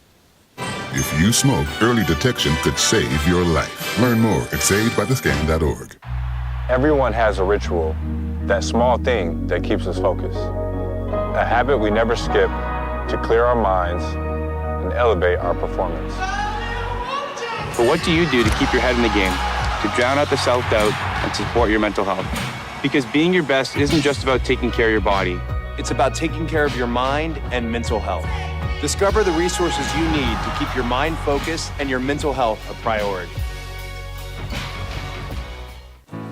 You know you don't have to wear your PT gear anymore, right? It's comfortable. So how's civilian life treating you? It's fine. When I got out, I didn't want to admit that there was anything wrong because I felt like a failure. And then I realized, there's nothing to be ashamed of. So I started talking to someone. Maybe you are fine, but if you're not, it's okay. Thank you. If you or a veteran you know needs support, don't wait. Reach out. Find resources at va.gov/reach. Welcome back into Studio 125 for the second intermission report, brought to you by Q30. Big thanks again to Anthony Rossi and Luke Sennett for calling the game from QBSN. Of course, I'm Andrew Reynolds alongside Mike Singer, Eli Ehlers, and Zach Tarenko. Guys, initial reaction for this second period. I got to be honest with you. At the end of the first, I was going to say, let's give Whale the benefit of the doubt. He got pulled in the game, and I think that just wasn't the performance that he wanted. The Bobcats are now skating circles around the Wildcats. They are just dominating on all sides. The defense has really been very solid. One of the things that we talked about before is that they need to be very solid in front of Silverstein, and they have been. Bobcats are rolling right now. Yeah, I mean, Quinnipiac looks really strong. They're protecting their house. UNH, they're not protecting their house. They got some unlocked doors, and those doors are being taken. To say, at least to say the least, but I mean, the first couple of goals in that first period, you can't really blame Whale, but then the floodgates just opened up in that second period. Yeah, and that Schwartz goal, I mean, great play by Aaron Schwartz to spin around and put that on net, but you got to make that save. Yeah. Looks like we're going to look at the second period highlights here. Eli, take it away. Yeah, Quinnipiac taking on the Wildcats. We're going to get a quick look at the first period highlights. As we mentioned before, Dylan Silverstein making his second NCAA start, first start at the bank. in this first period. It would be Tyler Borgula. He rips it off, puts it in the back of the net. Quinnipiac up early. Then it'll be Dylan Silverstein on the power play, makes the save. Then it'll be Annan Sorbonne coming up the wall. It is going to find Jeremy Wilmore. He will walk right in and rip that one. Quinnipiac up 2-0. Then Quinnipiac will respond yet again as Aaron Bollinger will get the puck on net. Alex Power, it'll find his stick. Quinnipiac ahead 3-0 moving in to the second period. Then it's going to be Dylan Silverstein. The puck will find him. He will make that save to keep it knotted at 3-0. Quinnipiac will get it off the face-off here. Mason Marcellus will enter the zone. He is going to find Aaron Schwartz, and Schwartz from practically below the goal line puts it in. Jared Whale, that one gets by him. He would eventually get pulled after that goal. UNH will respond, though, as they will get a shot from the point that Dylan Silverstein does not see, and that one will go in. Then Jack Ricketts says he'll take care of it. He'll take it end-to-end, put it in for the breakaway goal, and Quinnipiac is up 5-1. It'll be another save from Dylan Silverstein, and Quinnipiac bats it away. Quinnipiac ahead 5-1 at the end of the second. Yeah, you love to see it. And also those 2 goals, when UNH scored, Quinnipiac scored 11 seconds later to respond. Quinnipiac's offense is in full force. But again, we talked about Silverstein before the break, but you just see all these saves and the highlights. He's just looks absolutely incredible. Looked good in Maine, but in front of the home crowd, he looks incredible. Yeah, I mean, on the other side of that, though, Jared Whale, the topic bar says it. He's a whale out of water right now. Yeah, he is. And Dylan Silverstein, he is holding his ground. He looks really good. I agree. I mean, like I said, I was ready to give him some support after the first couple of goals. I mean, I got to give it to him. That first one, turnover by his defense, not much going to do there. Left out to dry in the power play as well. But you look at those other 2 goals, and it's just Whale didn't really seem very comfortable. Yeah. I mean, the M&T Bank Arena isn't fully packed, but the fans are energized. And they're doing well. And I just think Whale, it wasn't his game. They brought the backup in. Di Matteo did give up a goal as well. So I just think right now the Bobcats are taking advantage of both of the goalies and the defense of the UNH. Absolutely. I mean, you really hit the nail on the head there. The head on the nail. Whatever the saying is. Did he lightly tap it, or did he? I think he hammered it. He hammered it. He hammered it. That's enough. And he threw a couple of light taps. I got to ask. But on that last goal as a goalie, you're supposed to be down. You're supposed to be on both knees, and you're supposed to have your paddle flush right against the post to let a weak goal, call a spade a spade. That was one that he should have had, got the hook pulled in. They had the back of him maybe trying to stop the bleeding. I mean, as fast as Quinnipiac did score those goals, UNH could come right back out of the gate, get a couple back, make it a little uncomfortable. But I think Quinnipiac, especially in that second period, completely blew the doors off. And you saw that goal from Rickards. Absolutely. Floodgates opening, the seas parting right down Main Street, and shelved it. Yeah, we talked about Wimmer, especially before the game already has 2 points in this game. Great pickup from Boston University. Yeah, absolutely. A huge transfer, a big addition for Quinnipiac that they really needed because, when you lose that top line of Jacob Cullen, Sam Lipkin, and Colin Graff, you need someone to step up, and he's done a great job for Quinnipiac. I do think, though, you were talking about stepping up.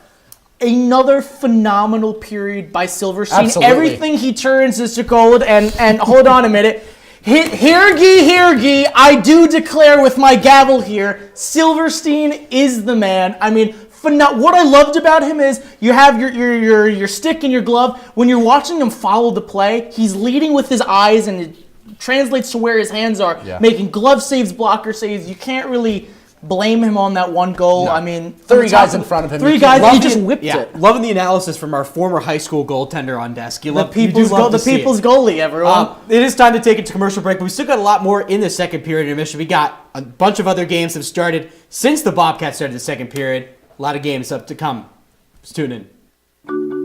I tell my son, I love you every single day. Now, my dad has never said that to me. Not because he doesn't love me, but because culturally it wasn't comfortable for him.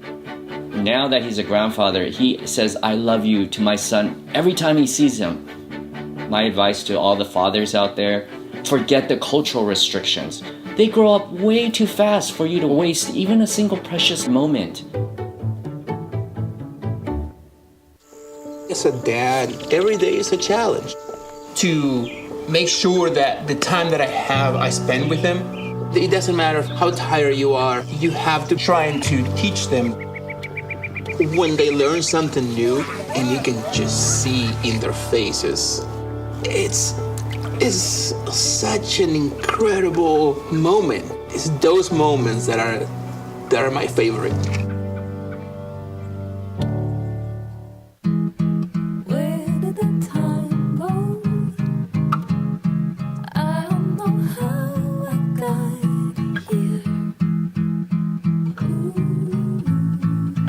You've done the hard part. You quit smoking. Now do the easy part and get scanned for lung cancer.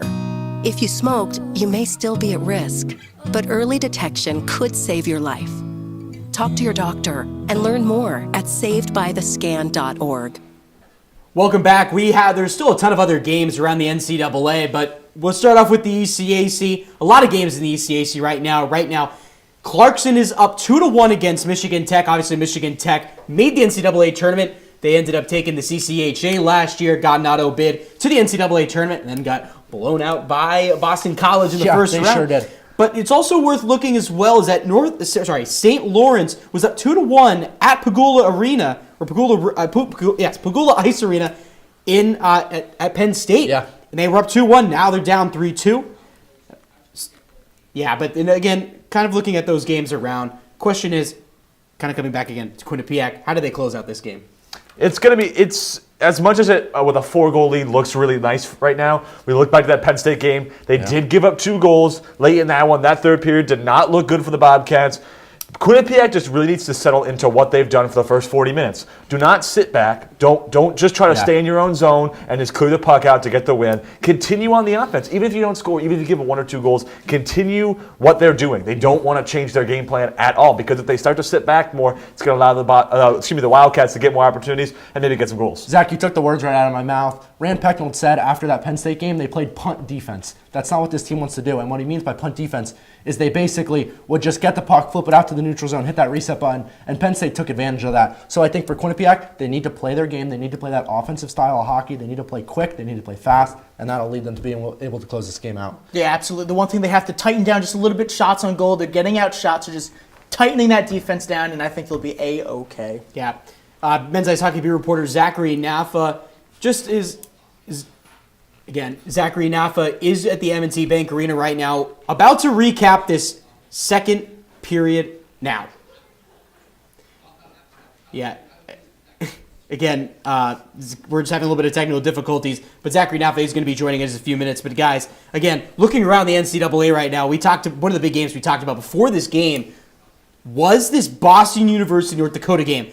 Guess what the score is right now? What is the score? I can't even fathom. 5-0 Boston University. We're going to take it to Zach Naffa right now. Thanks, guys. Quinnipiac leading this one 5-1. It was a really strong second period there, and I think the story of this game has been the strong play of Dylan Silverstein. He's been nearly flawless, saving 23 of 24 Wildcats shots. The only one that got by him was a seeing eye shot from the talented Ryan Conmey. So nearly perfect game so far from Silverstein. And the Bobcats, they've had a couple miscommunications, couple errors, but even so, they were able to step it up there. And in that last weekend against Maine, they took quite a few penalties. So far in this one, only 2. They've been perfect on the penalty kill, and they've really had more effective power plays. I think this is the best that their power play has looked so far on the season, running out the 5 forwards on the first power play unit, and they really cut down on those mistakes that they were making early, playing like a team that did not want to lose their 3rd straight game, something that hadn't happened for them in the regular season since November of 2019 and at all since 2020-21 season. So playing really inspired, wanting to get back in the win column. And I've also been really impressed with the play of the Pelosi, Ricketts, and Borgala line, as well as the play of the 4th line in Chernesky and Cipollone and Power, really setting the tone, getting a gritty goal from Alex Power and getting bodies in front of the net. Ricketts with the goal, making up for the penalty he had earlier in the game, and obviously Borgala getting it started. Jeremy Wilmer doing his thing. We've seen him step up in Hamden, and yeah, guys, just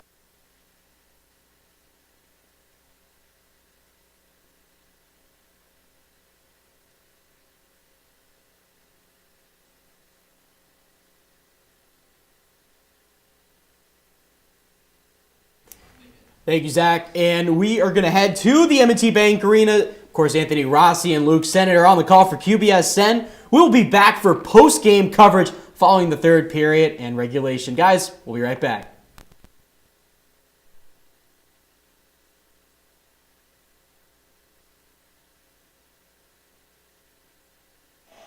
Welcome back inside M&T Bank Arena for the 3rd period of action. 1 minute till we drop the puck. 5-1 Bobcats if you're just joining us.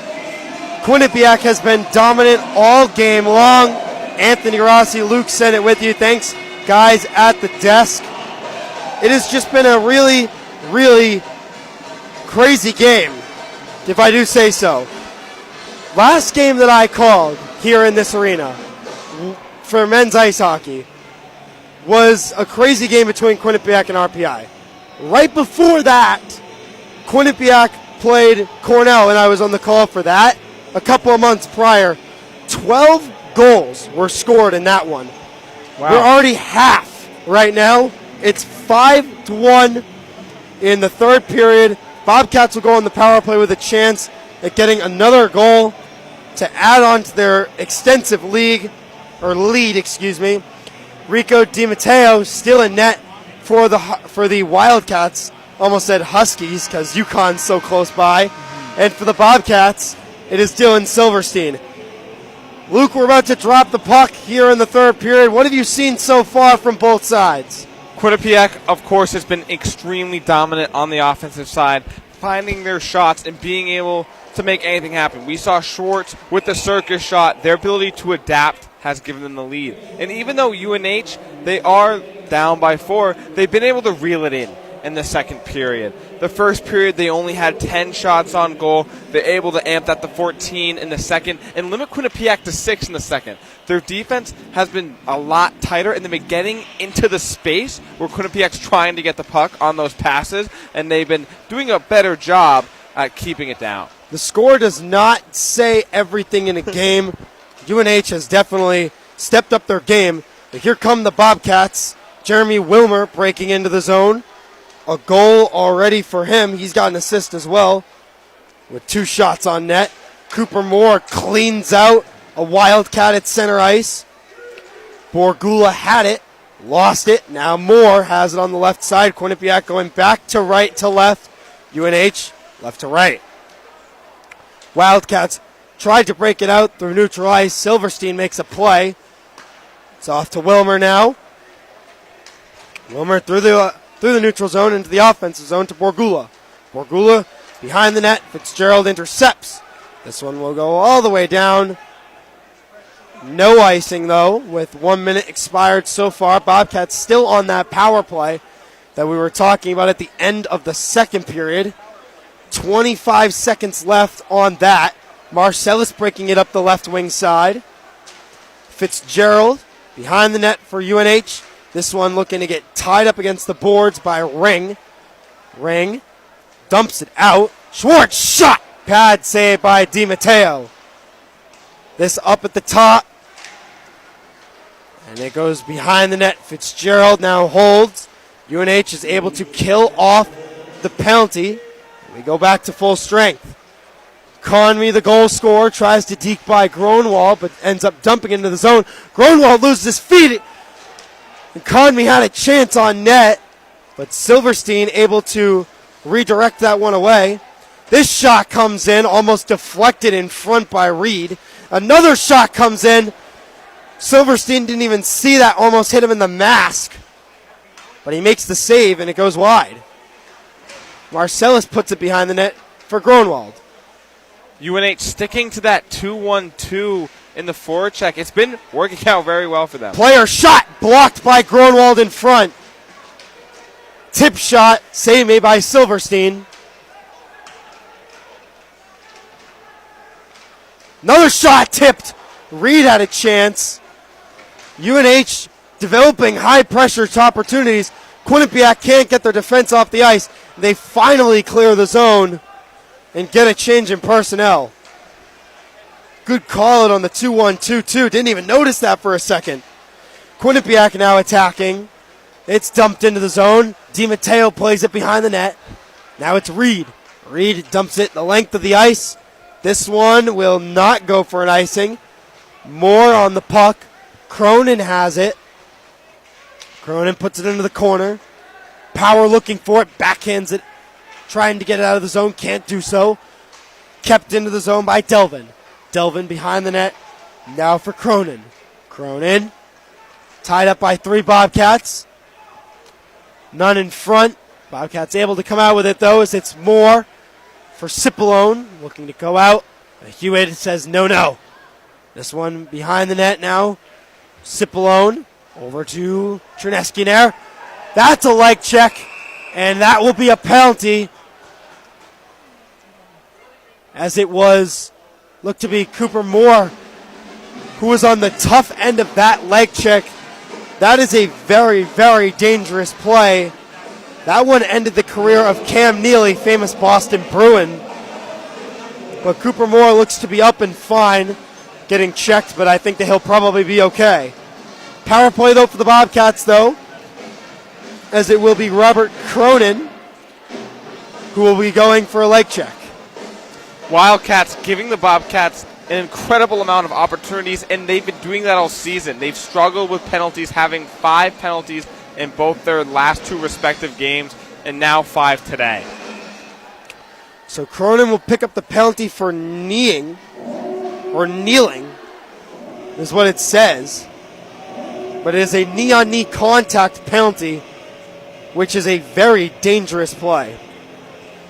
Bobcats, same personnel as they always have. Wilmer, Schwartz, Sorbonne, Treelor, and Marcellus on the power play. Marcellus gets the face-off win from Wilmer. Sorbonne looking for Wilmer. Can't do so. Wilmer mishandles it, but has it again. Backhands a no-look to Schwartz. Schwartz tried for Treelor, but will not go anywhere. Marcellus gains the zone now. Over to Wilmer for Sorbonne. Sorbonne back in front. Rebound. They score!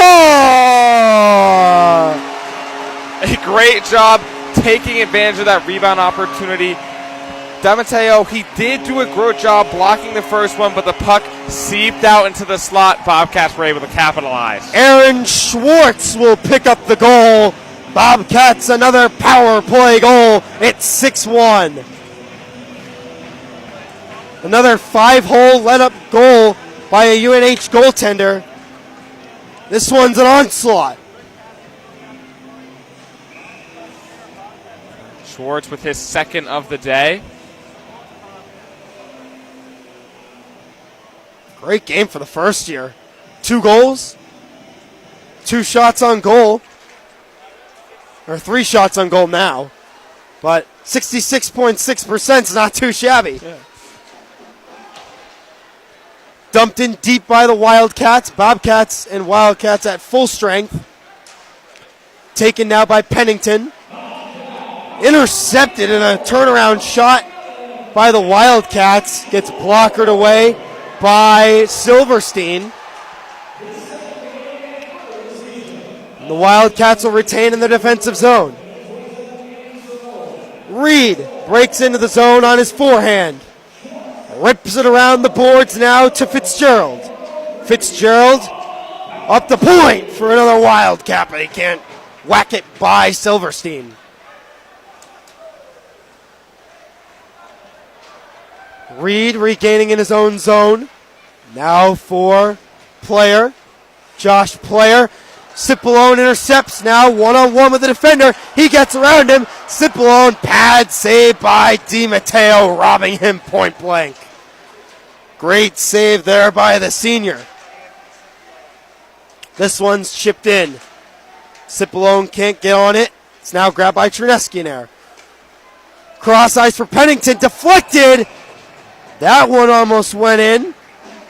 Power had a deflection in front on a shot, but it will be covered up by DiMatteo with 14:35 left. Bobcats putting immense pressure on the Wildcats this period. A couple of really great looks for the Bobcats, but only one has been able to get in.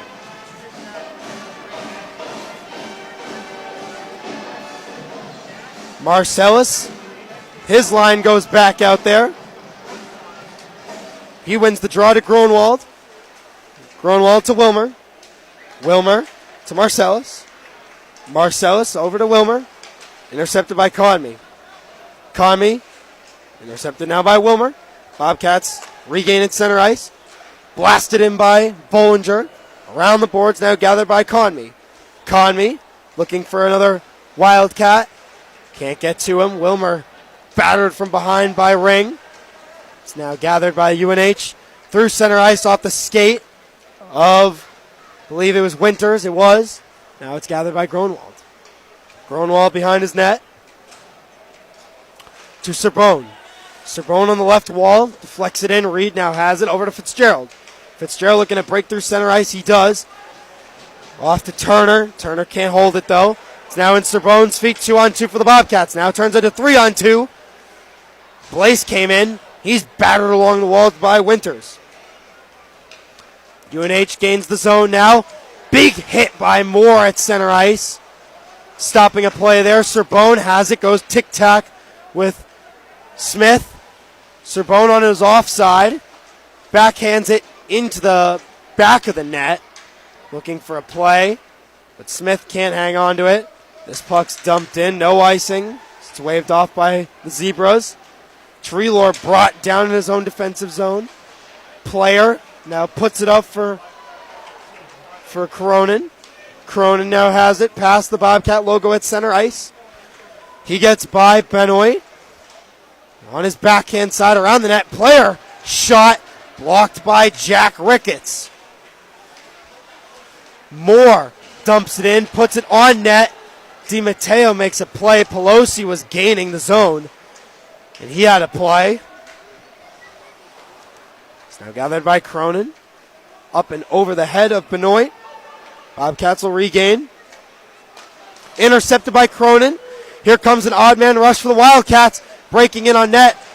Bobcats go on their bellies and make sure that they make the stop there. Diving out with a stick play by Pennington. It's now gathered by Sweeney. Sweeney had a chance, can't do so. Now it's gathered by Ricketts. He's able to rip it out of the zone. And it's a play from Babbage that's intercepted by Borgula. He loses his footing. Babbage will regain possession. Wildcats breaking the zone. It's now gathered by Sweeney. Sweeney backhand shot on net. Not gathered by Silverstein. But it's sticked away and clears the zone with 12 minutes left. It's held by the Wildcats. Goes off the wall now. It's Levette. He dumps it into the zone. It's Pennington behind his net. Pennington to Cipollone. Cipollone on the left wall to Cherneski-Nair, excuse me. Cherneski-Nair puts it into the zone. It's now gathered by Power. Power having a pretty solid game physically. It's a good play there by J.P. Turner, who had a play on net. Cherneski-Nair intercepts. But the Wildcats will regain possession once again. Tripped up, but no penalty called. Fitzgerald holds. He finds Ring, who dumps it into the zone now. Bollinger gathers behind Silverstein's crease. Bollinger elects back for Wilmer. Wilmer with speed. Wilmer gets by one.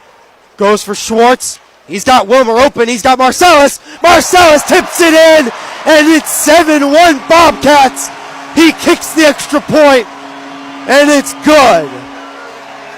Bobcats, they've been doing that all game. They've been breaking out, getting to their wingers, and getting a shot in the slot. Marcellus with a great tip in. There's a reason they're up 7-1. They've been doing that all game, and UNH is having struggles finding that space and getting it on defense.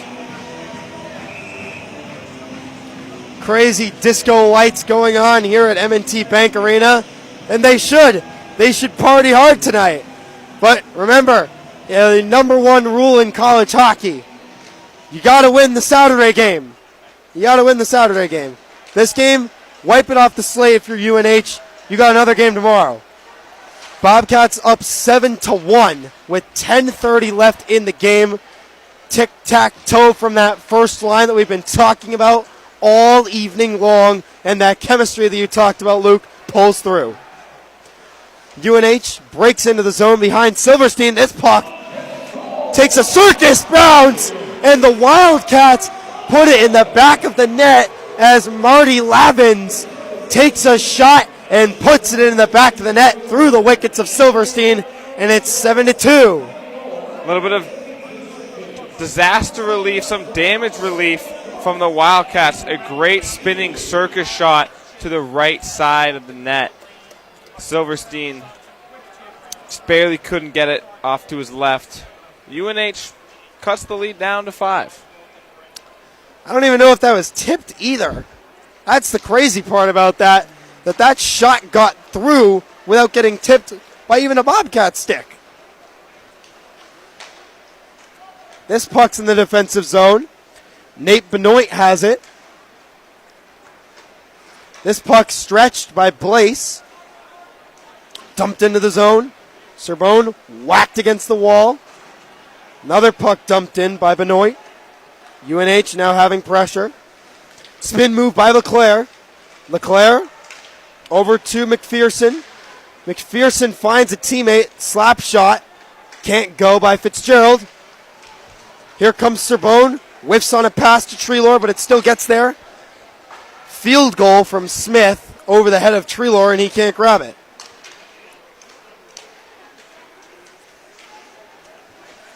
JP Turner breaks the zone.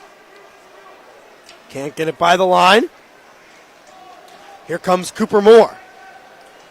Moore had a play, and it's into the zone, as now it's behind the net for Gagné.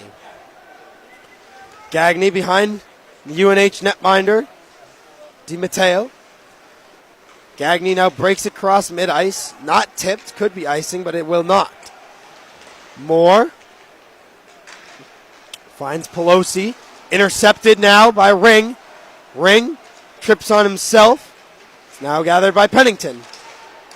Pennington over to Bogula, and an offside play with 8:40 left. The Bobcats are doing a great job of getting in the way on defense. Silverstein has been amazing, but he's had a good amount of help, Anthony. We can see all the time that the Bobcats are getting between the puck and the Wildcat, trying to control it and breaking up a ton of their plays and getting it back to their offensive zone. We just saw that there. Yeah, absolutely. Let's take a look around the NCAA. We'll run through a lot of scores, so get your brains ready. Here we go. Bentley up on Army 4-3. Michigan State, the number 4 team in the country, beating Canisius 1-0 in the third. That one's a little bit of an upset alert, maybe, for Michigan State, as they're only up 1-0 on Canisius. UMass down to UConn. That one could be an upset brewing. UMass, number 15 team in the country. Their first games in Hockey East for the both. ECAC folk, the Clarkson Golden Knights, lead the Michigan Tech Huskies 3-1. Maine up on Northeastern 2-0, so our prediction holding strong there. Minnesota Duluth up on Stonehill. Ohio State up on Bowling Green 2-1. Penn State up 3-2 on St. Lawrence. Another prediction holding strong. This game 7-2 Quinnipiac. Union up 5-3 on RPI. That's the first ECAC game of their seasons. Niagara up on Robert Morris 5-2. Providence up on UVM 2-1. Notre Dame up 3-1 on LIU. There's a lot of other games going on.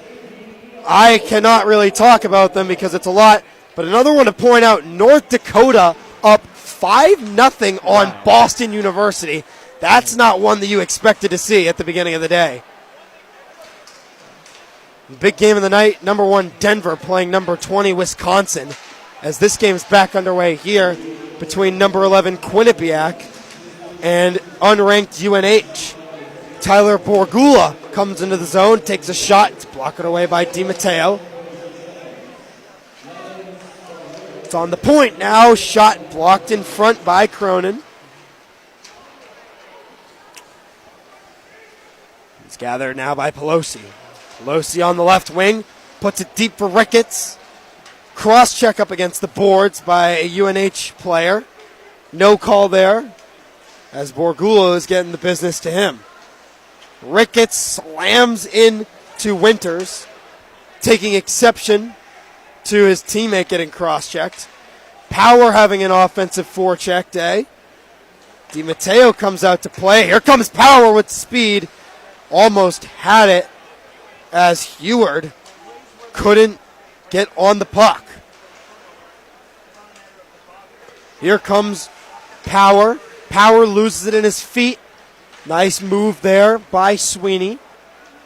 Sweeney misses it. Here comes Cipollone on a breakaway shot just wide of the net. Benoit puts it in deep again for Cipollone. Cipollone now in the corner. Pressured well by a Wildcat defender. It's grabbed now by Power. Power to Cipollone. Cipollone to Terneski in air. Cipollone behind the net looking for a wraparound chance. Can't do so. It's now in the corner. Power in the slot. Blocked by Babbage.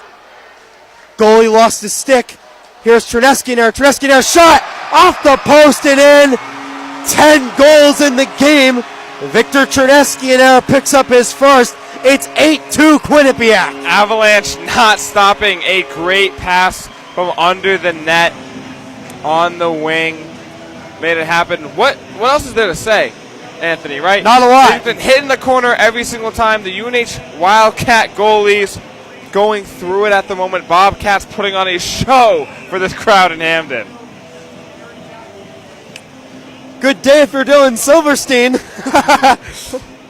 Probably going to pick up his first NCAA win, as it's 8-2 Quinnipiac. Unless the Bobcats suffer a colossal collapse, they'll go on to win this game. Conmee with a shot on a play, but no doing there, as Silverstein will cover it up with 6:34 left. Lost my wording a little bit. This game's a blowout. Quinnipiac doing well on faceoffs. They're up 6-3 this period, so they've sort of flipped the script because New Hampshire was dominating on those faceoffs, and now everything's going the Bobcats' way. And by everything, it is literally everything. Yeah. Leading shots on goal, or no, it's tied shots on goal right now, 28-28. Not leading the faceoff circle, but they are absolutely demolishing UNH on the scoreboard. Jeremy Wilmer dumps it in. There's another change in personnel goes out there. Treelor, Smith, and Serbone out there. Wildcats breaking into the zone. Oh my goodness. Cooper Moore with an absolute plaster of a hit. Hang that one in the museum in France. Player has it. Shot on goal. Sticked away by Silverstein. Player dumps it into the zone. And if you're thinking I'm forgetting a last name, I'm not. The guy's name is literally Josh Player. He's had a good night, though. He's had a really solid defensive night. One blocked shot, getting in the way of a Quinnipiac chance. But it's really just been all Bobcats. And the defense can't get in the way of every single shot that the Bobcats throw at them. Even in the defensive category, the Bobcats are dominating. They have doubled the block shots of UNH. Quinnipiac with 10, UNH with 5. Bobcats put in a new goaltender. I believe it is Mate Marinov. So it is Elliot Gronwald now at the puck. Marinov getting into the net. Last time that he saw ice was in that overtime loss to UMaine. Last game for the Bobcats. So we'll see how he does against UNH. Rand Pecknold been praising Marinov since the start of the year. Smith has it, looking for his first NCAA goal, but he whiffs on the shot. UNH now has it. As here comes Blaise. Blaise in the defensive zone for the Bobcats. Wildcats holding, it's Robert Cronin. Cronin loses it. It's Benoit. Benoit to Serbone. Serbone trying to chip it out. Can't do so. This puck batted down by Blaise.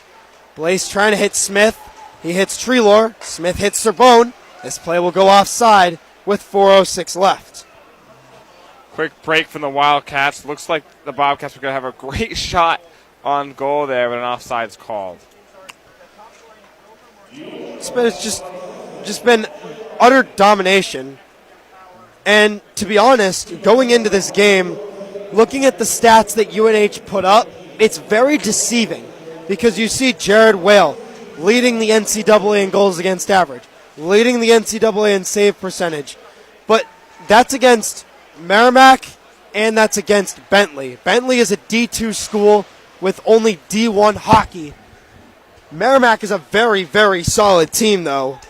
The Warriors have been a very good team, making the NCAA tournament 2 years ago. Bobcats control now at center ice. It was Pelosi, and it's intercepted now by Sedum. Sedum loses it, as now it's dumped in by Borgula.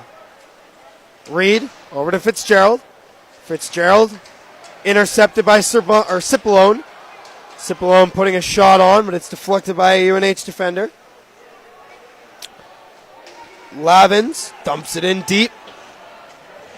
Cipollone. Power dumps it into the zone. DiMatteo puts it around. Chernesky in air. Has it. And now is pinned up against the wall. Puck jots loose. Player looking for a play. Can't do it. It's now over to Blaise. Blaise loses it. Looking for a shot. That one won't go. Here comes Power. Power up the side. Dumps it in deep. DiMatteo has it. DiMatteo dumps it off the end glass. Chernesky in air. Chips it up to Power. Power looking for Cipollone. Can't do nothing with that one as he's pressured by two Wildcats. Looking for Chernesky in air. Can't find him. Benoit rips it around for Cipollone, who's trying to get it, but is powered through by Gagné. Power to Benoit. Benoit has Blaise. Tries to go for Blaise. Can't do so. Good play by the Wildcats. They had a rush chance with 2 minutes left. They can't do so, though. Wildcats with a good bit of forecheck there for a couple of minutes, running a 1-2-2, a conservative look, trying to just keep it in the offensive zone and limit any momentum UNH could have. Here comes the Wildcats taking a shot. That one goes wide, though. Still in the offensive zone now with 1:38 left. It's in for Cronin. Cronin tries to dangle a Bobcat defender. Can't do so. Cronin still has it, though, on his forehand. Gets around Serbone, Looks for Delvin. Can't do so. Treelor almost gets slammed. 2-on-1 chance. It's Smith and Serbone. Smith's shot. Blocked away by DiMatteo. Gronwald holds with 1:05 left. Has some space to skate. He's got it on the left side. Elliot Gronwald elects to go back. Strong play with 1 minute left. Cipollone looking to make a play. Can't do so, though. As here come the Wildcats. Taken into the zone. Now it's gathered by Levex. And a save made by Marinov. Gronwald going at it with the Wildcat.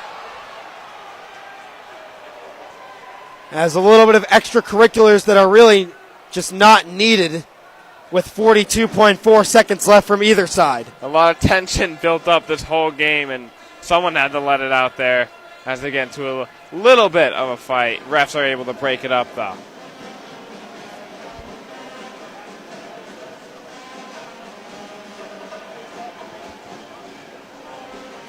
No penalties called. 42.4 seconds left.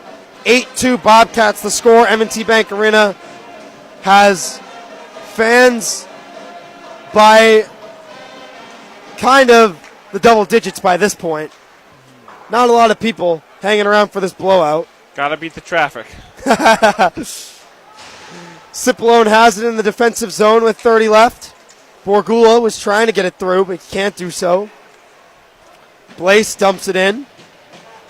This puck now pinned up against the wall. Cipollone has it, looking in front, can't find a man. Power looking for it, though. 15 seconds left, gathered by Borgula. Chance taken. Power has it. Hand pass on Quinnipiac with exactly 10 seconds left to go. Dylan Silverstein will get credited with the win on this one. And again, like we have said, it's just utter domination from both sides, or from Quinnipiac, and both sides of the puck is what I meant to say. Bobcats leading in almost every statistical category other than the faceoffs, and they're only down 4, 30-26 respectively. Well, that will do it here from M&T Bank Arena. Dylan Silverstein picks up his first win in his young Bobcats career. Bobcats will be back in action against UNH tomorrow night for Game 2 of the series. Final thoughts, Luke Sennett, on this game? I mean, we were talking about it all night. I'm going to highlight him again. Silverstein, ladies and gentlemen, he had an incredible game here and really kept it in for the Bobcats with 28 saves, only 2 goals on him. That passes his career high that we were talking about. And it wasn't just him. The Bobcat defense was incredible. They had 10 block shots opposed to UNH's 5 shots, and that's really kept them in and able to build on that lead and get the momentum they had for this blowout. Yeah, absolutely. Going to take a little bit of a page out of a man who's on desk for Q30 right now, Mike Singer. He does this thing at the end of all games, which is the 3 stars of the game. Luke, you got 3 stars to give it out to. Who are you giving them to? Of course, I'm giving it to Silverstein, top goalie. I would say that's the #1 star of the game. And then we got to go Schwartz. He had 2 goals. He had that highlight of the game with the circus shot. And then I'll go on the UNH side, Ryan Comey. He was really good on the offensive pressure. He kept them in the game with that first goal. And I feel like without him, it would have been a lot rougher game for the Wildcats. He was always there in the offensive zone, giving Silverstein a run for his money. Yeah, absolutely. You got to look at the stats, too. Jeremy Wilmer, 4 points on the night, 1 goal, 3 assists. That line was dominant. The Wilmer, Marcellus, and Schwartz line. Schwartz with 3 points, Marcellus with 3, and Wilmer with 4. That line combining for, if my math serves me right, pretty sure it's 10. But that will do it for us here at M&T Bank Arena. Thank you all for tuning in to the QBSN broadcast. The Q30 guys will have the rest for the post game, and this has been a NCAA ice hockey coverage and a radio broadcast presented by QBSN. For Luke Sennett, I'm Anthony Rossi, saying so long from M&T Bank Arena. Back to you guys at the desk, and take it away. When I was in foster care, I never knew when I would have to move, so I always had my suitcase ready to go. Then one day, I was adopted. My new parents opened their hearts and home to me. My parents cook my favorite breakfast for me every morning. My parents take me on trips I never thought I would go on. They gave me a home and an even better reason to use that suitcase. My parents aren't perfect, but they're perfect for me. I debate all day. It's what I do. But there are some things that are undebatable, like your mental health. I was in a dark place when my brother passed away in a car accident. I was depressed in ways I never imagined. Reached out, and my sisters came, my pastor, my therapist. They helped me get through it. I found that the more I spoke up, the healthier my mind became. When you love your mind, you can go so much further. Find mental health resources at loveyourmindtoday.org.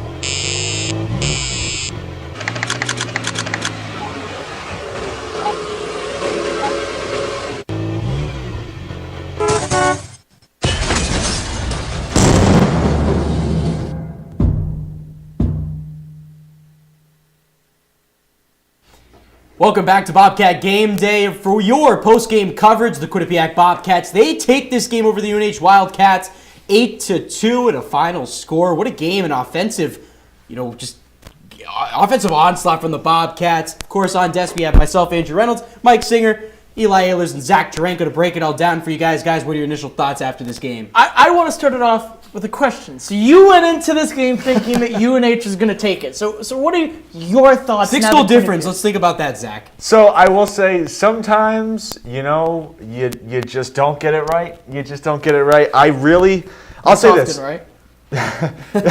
Sometimes, especially going into this game, I just didn't know how the Bobcats were going to be able to respond after that UMaine series up at UMaine. They didn't see anything really strong from the Bobcats. And coming into this game, they turned it around. They figured it all out. Defense to offense. 7 different Bobcats get on the score sheet. This Bobcats team just dominated on both sides for 60 minutes. And Silverstein played great in goal. I feel like they're kind of starting to figure out their goaltender situation. I was wrong, but, we move on to Saturday. No, do we now? Okay, tomorrow. Tomorrow. That's just at least we're admitting that we're wrong, and that that's okay. Thank you. It's character growth. Yeah, right there. Exactly. That's what I'm going for here. It's about making that slow progress. And we just made progress. So that's great. Honestly, I think this was exactly what the doctor ordered for Quinnipiac. I think after that main series, I think it was a bit of a wake-up call of we really need to get it together, because that Penn State game, they looked all right. In Maine, they did not look good. They looked really bad. And I think this was exactly what they needed, and I think this is what Rand Pecknold wanted from his team, and I think they looked really good tonight. I absolutely agree. I thought, piggybacking what off you said, there were so many questions after that main game. You lose 6-5 in overtime, and now you started the weekend on the right foot, especially here at Quinnipiac, Parents Weekend of all time. A lot of people, a lot of eyes on these Bobcats, and they absolutely dominant. It never seemed like they were in the passenger seat. It seemed like they were always pedal to the metal, 100%. Unlike what some people thought. Yes. Completely overtaking this game, and then hopefully using that momentum and going into Saturday. Yeah, and it just seemed like, when the Bobcats go up to UMaine, they seem to turn it around, especially because obviously going up to Maine is a hard trip. Absolutely. It's a long road trip, especially because you're not flying. You're on the bus for 6+ hours going up there. And let's kind of recap this Quinnipiac bounce-back game after tough series in Maine. Yeah, as you mentioned it, the bounce-back game for the Bobcats as they took on the UNH Wildcats. Dylan Silverstein, as we mentioned earlier, getting his second NCAA start, first one on home ice. Moving into the first period, Tyler Bergula, he's going to pick off UNH's defenseman and capitalize on that. Quinnipiac ahead 1-0. Then Dylan Silverstein makes the save on the power play, and Quinnipiac will respond from defense to offense as it'll find Jeremy Wilmer, and he will rip that one into the top right corner. Quinnipiac up 2-0. Then on the next play, it's going to be Aaron Bollinger who will fire it. It finds Alex Power. Quinnipiac up 3-0 going into the first intermission. Moving to the second period, Dylan Silverstein, he's going to make a good save here to keep it knotted at 3-0. Good save by him there. Then it's going to be Aaron Schwartz off of a faceoff. It's going to find Mason Marcellus. He's going to eventually get it to Aaron Schwartz in the middle of the ice. He will spin around from below the goal line, and that will find the net. Jared Whale would then be pulled after Quinnipiac went up 4-1. Jack Ricketts will take care of business after a UNH goal, and he will put that one in. Quinnipiac ahead 5-1 now in the. Then it'll be another save by Dylan Silverstein sliding across the ice. Quinnipiac going into that intermission up 4. In the third period, it's going to be Aaron Schwartz who will get it across the ice. It'll come back to him, and he will put that one in. Quinnipiac now up 6-1 as their dominance continues. Then it's going to be Schwartz to Wilmer to Marcellus. The first line connection connects. Quinnipiac blowing the top off as Victor Cherneskiner will get another one. Quinnipiac takes this one 8-2 over the UNH Wildcats. Yeah, there's a ton of newcomers on this Quinnipiac team. In fact, there's 14 of them. More than half of this roster this year are from newcomers and new players to the team this year. Which newcomer do you think is the most impactful player thus far? I'll start, and I'm going to start because there's only one answer. Guys, there's only one answer. Oh, okay. No, I'll give this. Everyone's been impactful. Jeremy Wilmer has been the most impactful. 1 goal, 3 assists for 4 points in this game. 3 goals, 4 assists, 7 points in the season. Leads the team in those categories. He had Only 3 shots on goal in this game, but he was able to capitalize on his one, and he was the only player in this game for the Bobcats that was perfect at the faceoff dot, which is something the Bobcats have struggled with, especially in that main series.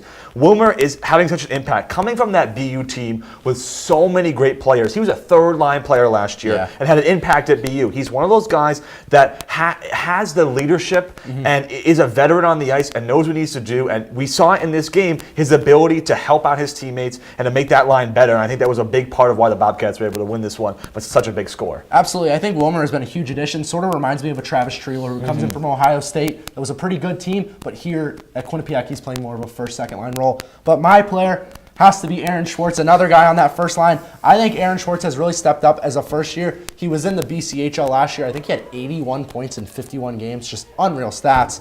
And he really has stepped it up. I mean, he had the assist on Quinnipiac's first goal of the season. He played really strong at UMaine, although they didn't get that win. And then Schwartz has 2 goals today, 4-1 assists, 3 points on the day. I think it's got to be Aaron Schwartz. I think Jeremy Wilmer's a great pick. I just don't think that he is the guy. I don't understand where all of a sudden, where's the goalie love, everyone? Dylan Silverstein.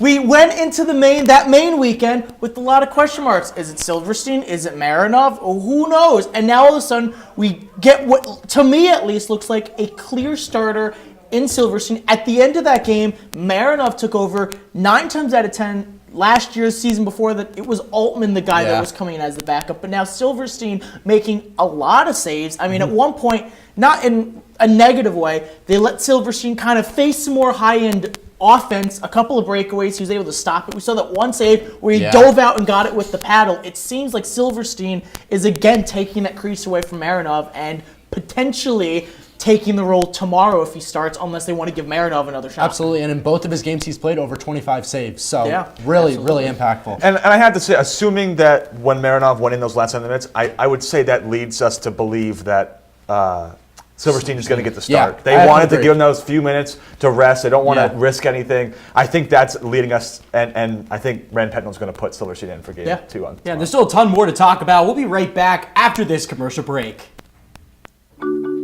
I tell my son, I love you every single day. I love you. Now, my dad has never said that to me.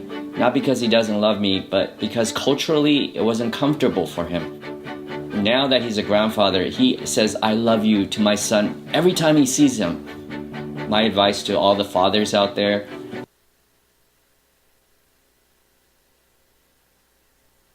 my son every time he sees him.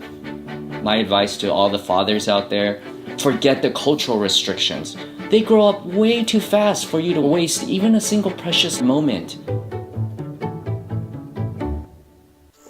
As a dad, every day is a challenge. To make sure that the time that I have, I spend with them. It doesn't matter how tired you are, you have to try to teach them. When they learn something new, and you can just see in their faces, it's such an incredible moment. It's those moments that are my favorite. Where did the time go? I don't know how I got here. You've done the hard part. You quit smoking. Now do the easy part and get scanned for lung cancer. If you smoked, you may still be at risk, but early detection could save your life.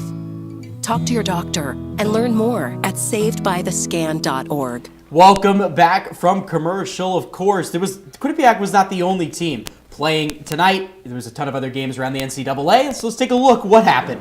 As we got the first game, UMass and UConn.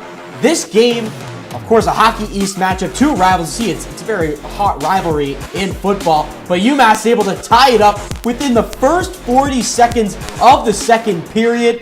What a great goal from the Minutemen, able to tie it up at their home arena. And UConn is going to answer in the final seconds of the second period, and UConn going to take a 3-2 lead. What a great play there. Terrible communication in the defensive zone there. Of course, that game is in overtime right now. But let's move on to Northeastern versus Maine, as the Black Bears able to score. Thomas Friel with the first goal for the Black Bears on the power play. Great goal there by Maine to be able to capitalize on the power play. Yeah, Maine continuing their momentum, heading into Matthews Arena.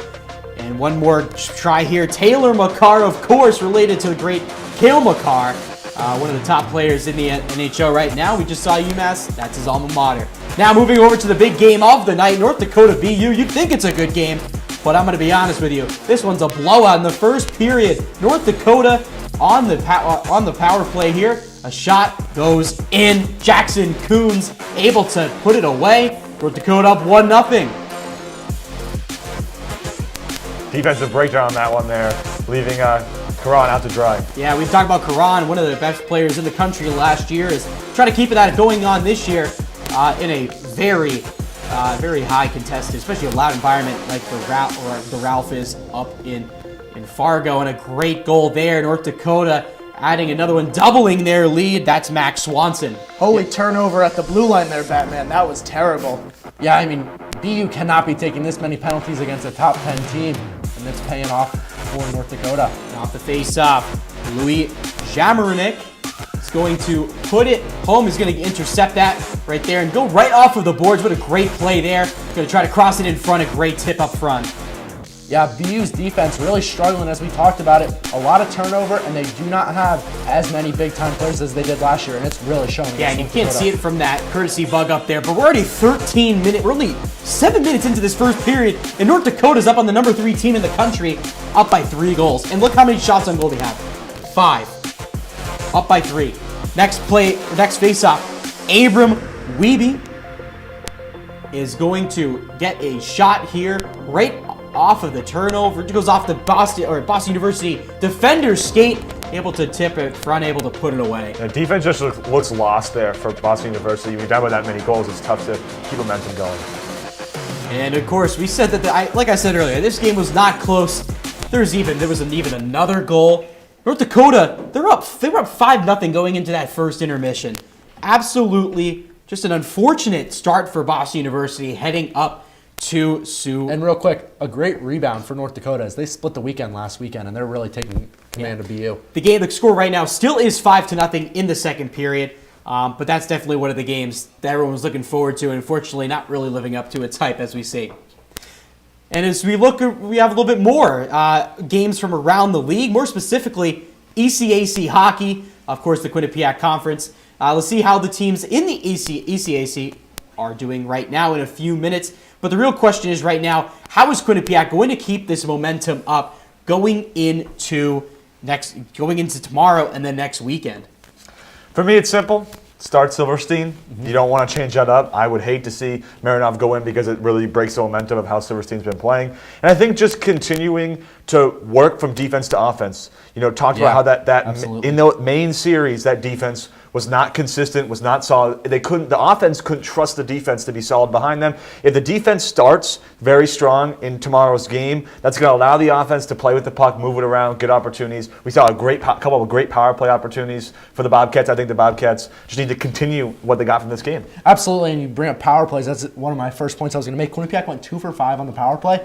Not great, but a lot better than what they've been in the first 3 games. Yeah. So that's what you want to see, that slow progress, and I think it really showed off for them. But I think the biggest thing is they need to continue to play sound defensive hockey, and that's what turns into their offense. Like you said, they couldn't trust their defense last weekend, and it's not that they didn't trust them. I just think it was, there was some question marks on that defense, and I think they really showed it today that, when they play that good defense, it turns into offense. You look at Silverstein makes that save, and then they turn it up ice, and all of a sudden it's a Jeremy Warner power play goal. So I think the biggest thing for them is play sound defense, and it's going to turn into the offense, and eventually it gets in the back of the net. Yeah, absolutely. And I did it before, and I'll do it again. Hear ye, by decree of Judge Singer and his gavel, 2 gavels. We're double gaveling here, everyone.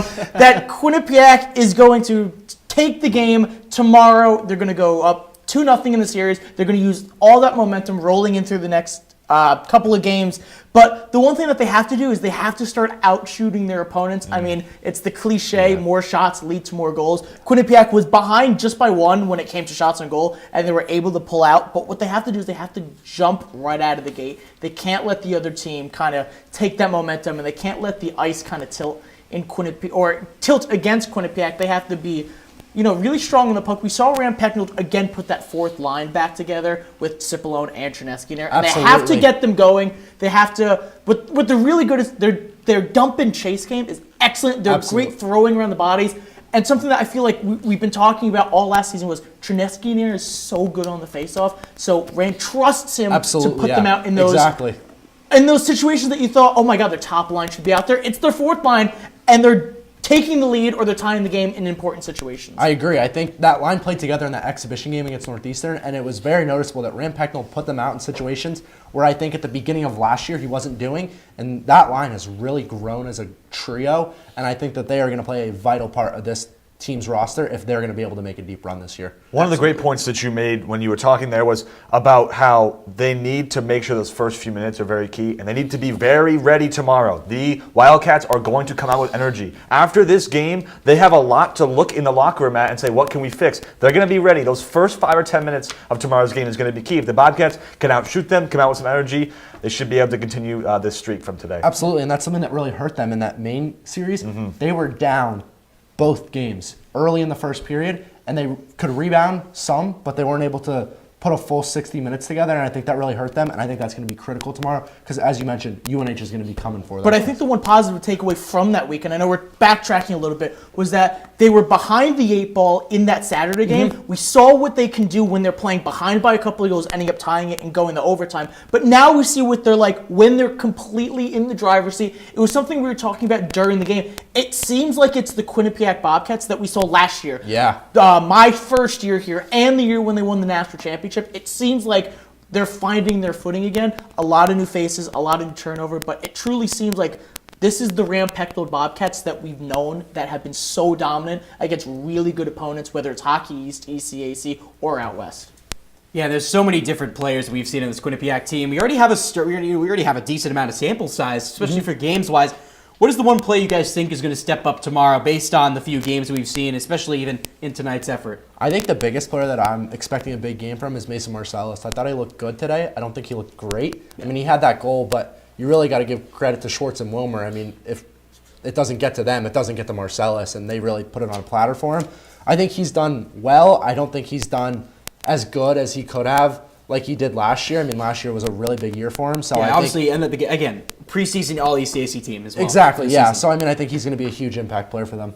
I definitely agree. I think that's a great point there. The one player I think will need to step up is Silverstein. As much as this was an 8-2 win, you have to give credit to Silverstein and what he did. He made a couple of big saves. This game could have been 8-6, 8-5 if a couple of those aren't saves for Silverstein. I think he's going to have to be key, like I mentioned, especially in that first period tomorrow against the Wildcats. I do want to add on to that. Monte Marinov did get the start, or did go into the net in the later part of the game. Do we, not to go off track here, but do we think that it will be Silverstein starting tomorrow night, or will it be Marinov? I think it's guaranteed. Silverstein. I think it's got to be Silverstein. Do we think it's the best choice? Do we think Silverstein is the best choice? Rather, I think again, as Judge Mike Pecknold says, as Judge Mike Singer has said, hey, all four. All four. Behind the hot hand. You've heard quadruple boom. Hergy, by decree of Judge Singer, you have to go with Silverstein. You have to ride the hot hand, or you're going to be in another situation where you're going to have a losing record or a 500 record.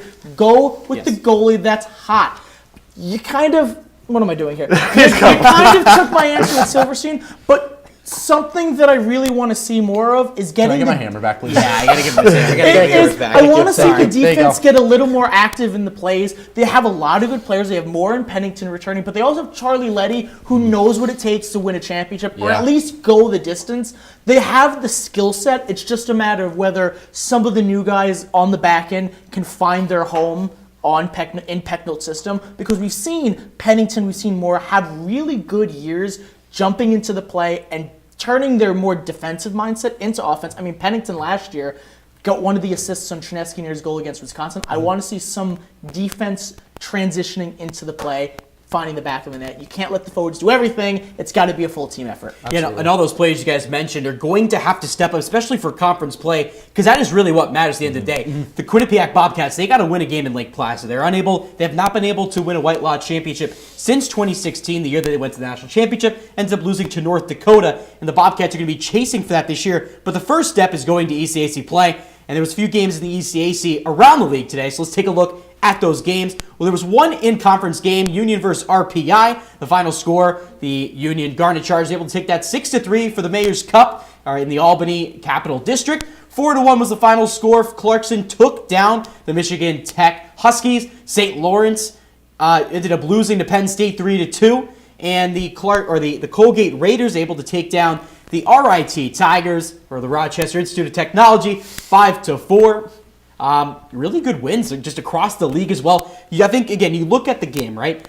Although St. Lawrence fell to Penn State, they still held on to them. And you look at the other games as well. All the ECAC teams coming out with wins today. Mike, I really wanted to jump at the tip of your tongue.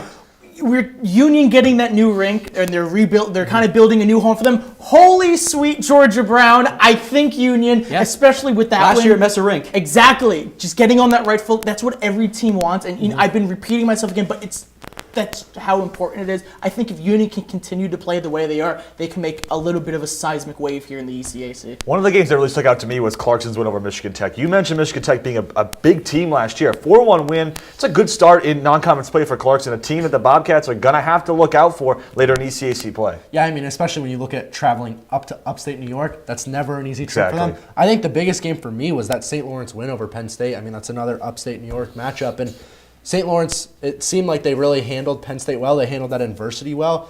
You know, Penn State was a team that played Quinnipiac tough, and I think St. Lawrence really showed what they have. It's that upstate mentality. Throwback to Gage Kilborn. Shout out Gage Kilborn. If you're watching at home, you know the upstate mentality. Of course. And again, the ECAC play is going to be really tough this year. St. Lawrence made it to the ECAC championship last year, able to keep it against Penn State. Quinnipiac has struggled against St. Lawrence in the past, and dropping the game up in Canton last year, and then able to come against Clarkson. I also, again, we talked about Michigan Tech making the NCAA tournament. The CCHA has been on a decline for the past few years, so Clarkson getting that win, it's a good look because they're beating obviously non-conference. But again, Clarkson could be you never know. It could be a good win. It could not be. But I think that St. Lawrence Penn State game is the biggest game to watch out for, especially as ECAC play starts. Exactly. And it's important to point out that no matter who the ECAC team is, once you get into late January, early February, every game is going to be tough. Doesn't matter if you're home or you're away. This is a really tough conference with a lot of players that play gritty hockey. They know what it takes to win, and they're going to give the Bobcats a challenge in any game at any time. Yeah, I mean, I completely agree with you. I think it's one of those situations where they really need to show up, and I think for Quinnipiac, you got to be ready because you never know what ECAC team is going to be coming for you because everyone knows that Quinnipiac is the cream of the crop in the ECAC. Yeah. All right, guys, it is time to do our last segment of the night. Pick up those hammers. We got one last over-under. And the question is, the Bobcats, after a win tonight, are they going to continue their success? Bobcats, over-under 25.5 wins. Hammers up. I don't know. I got it. No, I'll ask you. I'll ask you first. When was the last time Quinnipiac didn't have more than 25 wins in a season? COVID. Wow, Zach, your voice changed so much. Thank you, Andrew Reynolds, a.k.a. Zach Taranko 2.0. What year? Give me what season. I cannot tell you off the bat. But I will say this. Wait, real quick. Mike, don't you just love how I recovered for him and you did that before with Reynolds you did it before. It's just what's up with this guy? Draco, you're slacking, man. I will say this though. I'll go first with this one. I was wrong about this game. I thought UNH was going to win. I was wrong. I thought BU was going to beat North Dakota. I was wrong. But there's no way that I'm wrong 3 times in a row. I am slamming the under. I do not think that the Bobcats are going to have 26 wins, over 25.5 wins this season. I think they have a lot of, the way the schedule sets up, especially with the games against Cornell and the one at MSG, I think they're going to have a bad stretch in early December and a bad stretch in late January. And they're going to lose a lot of games we don't expect them to lose. And I just don't think this team is going to reach that point. 24 wins, 25 wins, yes. I don't think they're going to reach 26. I think 26 is that key number. But what they said that last year. Oh my God, they have BU. Oh my God, they have BC. They're in Northeastern. Oh my God, what are they going to do? Well, they lost to BU though. But they still were able to handle themselves really well. Same against Boston College as well. We were both at that game. They were up by a couple of goals, and they ended up dropping it at the very end. I think that we know they're a force here in the ECAC. And that's a great point, but can I ask you a question? Is the question how many games are they going to handle? themselves in, or is the question how many games they're going to win? But because that's a great point. Maybe they lose a bunch of these games 3-2 and they look really good, but it's how many wins are the Bobcats going to be able to win? How many games after 60 minutes are the Bobcats going to say, oh, there's one more on our sheet? I think a lot of these games, and one I look at where I don't think they're going to win is the Madison Square Garden game against Cornell. I don't think the Bobcats are going to be able to close out a lot of these games in early December and late January. Bad slumps are coming up for the Bobcats. And great 8-2 win today. But I just don't. They're a powerhouse in the ECAC though. There's But never a this doubt is where not they're what it not was gonna last win. year, though. You got to ask though, are they a powerhouse over Cornell right now? No. They haven't even played them yet. It's kind of comparing Cornell's not played a oranges game to yet either. apples though. Cornell has not played a game yet, but when you look at Cornell's goaltending situation with Ian Shane and their turnover of retaining a lot of players, in my opinion, I think Cornell is the powerhouse of the ECAC. I think they're going to have no issue against them. Really? I don't You think think they're. so? I think it's going to be the same story where, there's a lot of talk going against them. What are they going to do? And they're going to end up proving everyone wrong. They did it. I mean, Taranko has been wrong 3 times already. 2 times. Two times. I'm going to 2 say times. 3 because that's how much it feels like already. Wow. So at what point do you have to reverse what you're saying? Before you were saying that they are. I'm tripping all over my words because that's how frustrated I am with that answer. This is a Bobcat team that is going to split a lot of series they shouldn't. And I'll give you this. This talent on this team shouldn't lose a lot of games, but I think they're going to. I don't think this team has the stamina to play the entire season at the level they should be. I think they're going to hit a bad slump. Yeah. And look at this. It wasn't until this game where we were finally able to say, well, the Bobcats look like the old Bobcats from last year. And the year before. Hey, ding dong, there you go. It's like the 5th game. How can you start comparing? Oh no, what are they going to do? It's like Lions and Tigers and Bears. Oh my, what are they going to do? Let me add this. I don't understand. Mike, it's actually not 5. We're at 4. 4. I'm sorry. I'm siding with him. Why are you saying I do want to add this last point, though. When you look at it, Quinnipiac will be playing 22 total in-conference games this year, right? There's 12 teams in the ECAC. Yeah. If you minus Quinnipiac, obviously it's 11. 11 times 2, 22. Good Have to do the math. Have to do the math. But you also look at it, they could play, and they also could play up to 24, because if they meet Yale in the CT Ice tournament, that goes up to 24, but Quinnipiac is not going to be playing a technical league game against Cornell, because, of course, Mike Schaefer and Rand Pecknold, whenever they play each other, the home team wins majority of the time. Mm-hmm. That is why when they are meeting at MSG, it is a non-conference game. It is a neutral site. That is going to be the big game, and I think that could be the turning point of the season when we get to Thanksgiving, just like that BU game was around Thanksgiving last year. Yeah, absolutely. No, I completely agree with you. And I'll give you this, Mike. I'll give you this because I feel like we should end on a good note. If the Bobcats can go to Madison Square Garden and win in strong fashion against Cornell, I may pull my point back a little bit just because... You're going to have to. You're eventually going to have to. So let me ask you this. What happened the last time they were at Madison Square Garden? Did they win? Did they win? No. It's a yes or it's not. Let me think for 5 seconds. Yes or no? We're on live TV right now. Did they win? Thank you. Yes, they did. Let me ask you the this. judge rests his case. You say easily handle Cornell. What's easily handle in your opinion? Not an 8-2 game like this, but I think it's a 5 or 6 to 1 or 2 goal game Against a Cornell team that's in the top 10. Yes, that's what I'm saying is that's where I would turn my point, is if they win a game like that, for me to turn my point. Wow. All right. That's all I got. It's time to wrap it up, but before we do go, you guys both have the over for the wins? No, I have absolutely. the under. I have the over. You have the under. I didn't even say that. You had the under and you sat silent and you let your partner over. No, I really just wanted to see leading him out to dry. That is going to be it for Bobcat Game Day. Thank you so much for tuning in. For Mike Singer, Eli Ehlers, Zach Taranko, I'm Andrew Reynolds. Thank you so much for tuning in. Be sure to tune in to the next Bobcat Game Day to be determined. Have a great night.